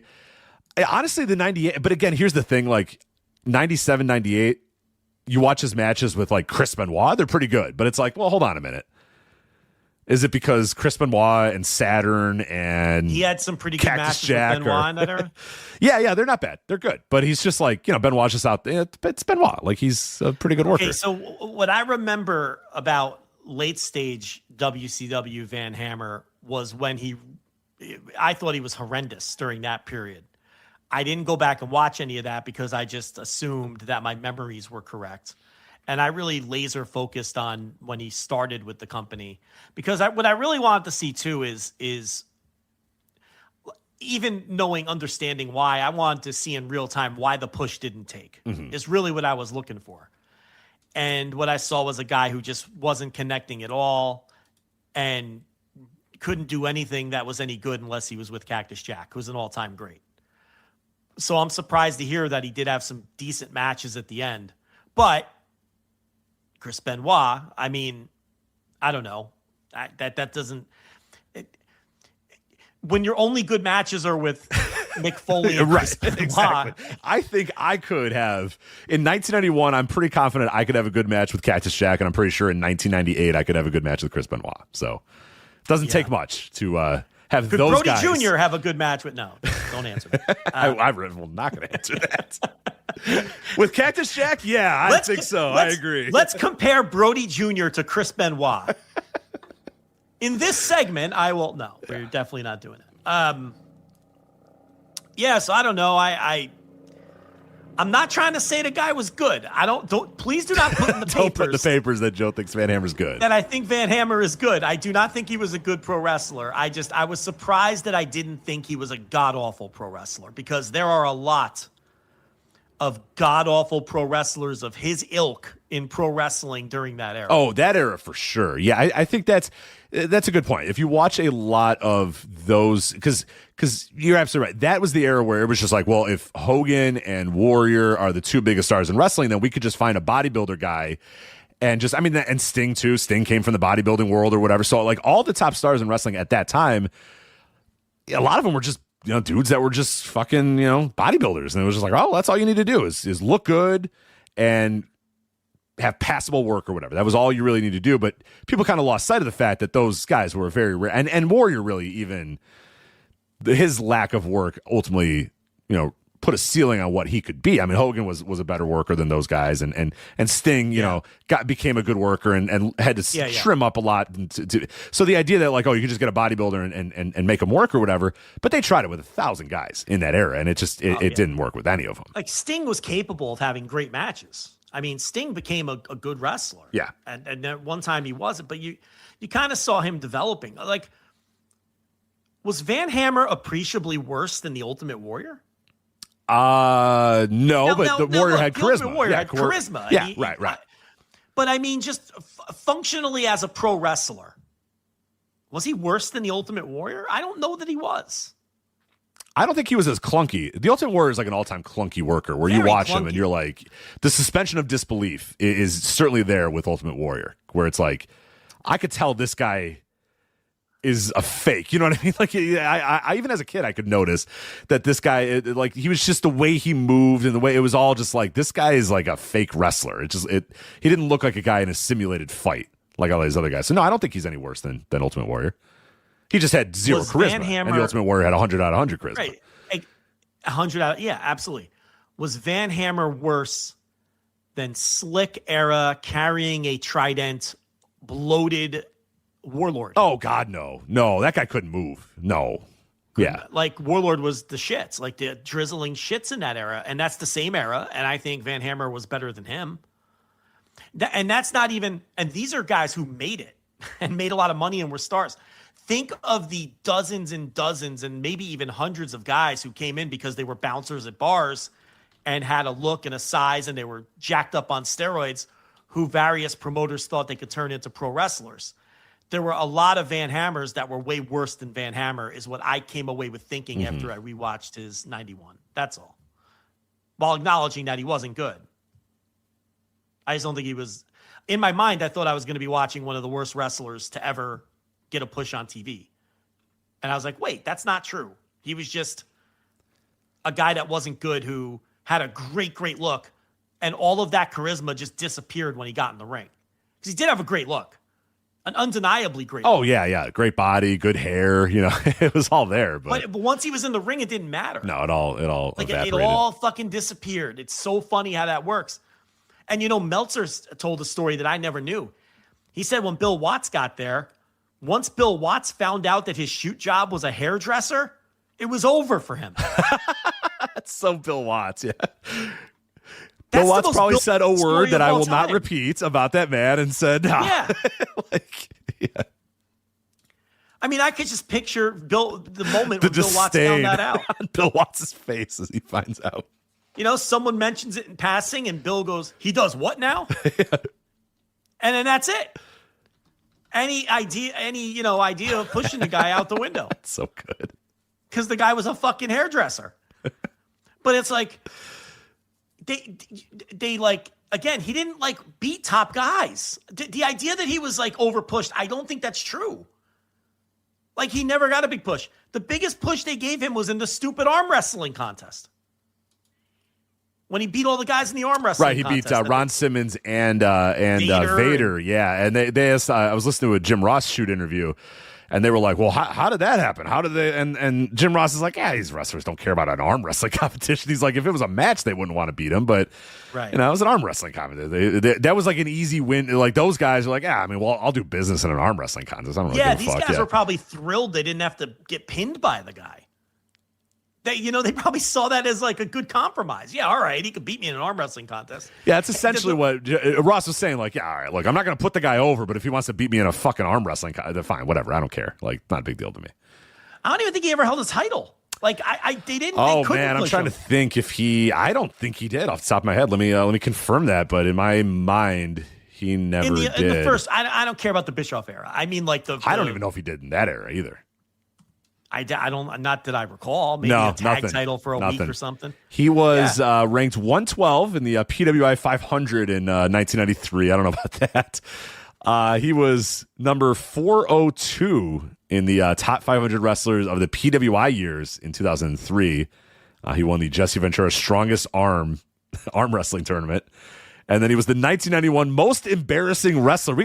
People think Dave's bad. Now, we need to bring back the Most Embarrassing Wrestler Award. That'll get people upset. In 91 and 92, he worked on the road like every night with Cactus Jack. His biggest TV feud was with Cactus Jack, that, the Clash of Champions matches and all of that. By 93, they programmed him with Vinny Vegas most of the time. Yeah, he downcycled by that point, yeah. Here's another question. Who was the better worker in those matches, Van Hammer or Kevin Nash? Vinny Vegas era Kevin Nash. Oh, definitely Van Hammer. He was horrible. Vinny Vegas was bad. And then by 93, he was losing squashes on pay-per-views. I mean, any idea that he was still being pushed by 93 is just that's just complete nonsense. No, he was pushed in when Dusty was there in 91. 91. By the time Watts takes over it, like you said, for various reasons, it's over. Yeah, that was that. Yeah. Bill Watts taking his glasses off. He does what? He does what now? Like you could just see him. He's writing something down on a piece of paper, whatever. Yeah, he looks up, takes those glasses off, rubs his head. Yeah, rubbing his temples. Says a word that I will not repeat. He says he's rubbing his temples. Boy, he does what? He's rubbing his temples. He goes, now hold on now, Dallas. Right. Did you say he owns the hair salon? Now, hold on, Paige. Tell me, Paige. What did he say? Hold on, Paige. Did you say he owns the hair salon or he works at the hair salon? Just to confirm. Right. Because if he owns the hair salon, Bill can deal with that. Yeah, he's making he's income. a business owner. Yeah, passive income. That's good. Yeah, that absolutely. Works. Yeah. No. and Dallas Page is like, no, he cuts hair, man. He cut my hair. Right. Bro, he cuts hair. He does a good job. He does a good job. Yeah, does a nice job. He cuts my hair. He cuts Mark's hair. He cuts everybody. Hey, he does a good. He cuts his own hair. And then that's it. Yeah. Then he just, Paige, I'm going to need a minute. Right. Scratches him off the list. Rips up his booking sheets. Right. Rips them up. Like, that's the end of that. Oh, man. Cowboy Bill Watts. You know what? We need more Bill Watts. Well, I don't know about that. Yeah, easy, Rich. Easy, Rich. Hold on a minute. Easy, I've Rich. caught myself. Maybe we don't. Pump the brakes, Rich. Right. I hold on. I got an old torch yearbook I can send you. Take it easy, Rich. There's an interview in that one you might want to read. Yeah. You might want to see his thoughts about some people. Oh man. Yeah. Well. God, I almost got to see how the other half lives. You almost got yourself canceled there. No, I know. I'm about to catch your strays. Nah. That would have been some revenge. Anyway. I think we're done here. I think we are done here. Yeah, we've done enough on this episode. So anyway.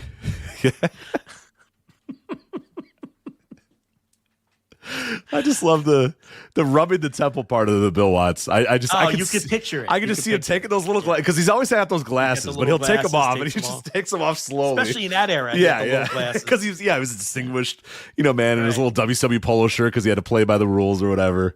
Yeah. And takes that off, rubs the temple, goes.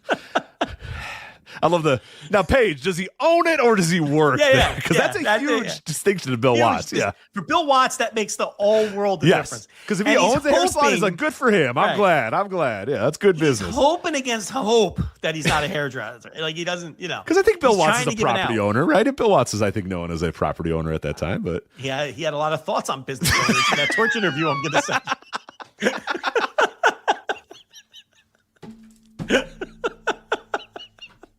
I'm aware. I don't have to send it. I'm aware of it. Yeah, but thank you anyway. Yeah, he had plenty of thoughts about God.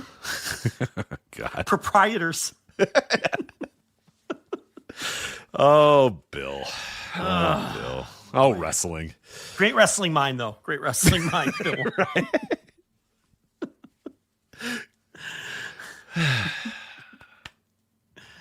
He got a taste of his own medicine when Hank Aaron said, he said, what now? Yeah, right. Hank Aaron took his glasses off and said, what?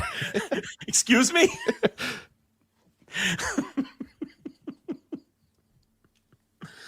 That's it. All right. Well, hey, flagshippatreon.com. There is ungodly amounts of audio for you guys. We missed a week of the flagship, but we made up for it with about 70 hours of wrestling audio over the last week. As I said, the Takeshi Morishima show should be up in the next couple of days.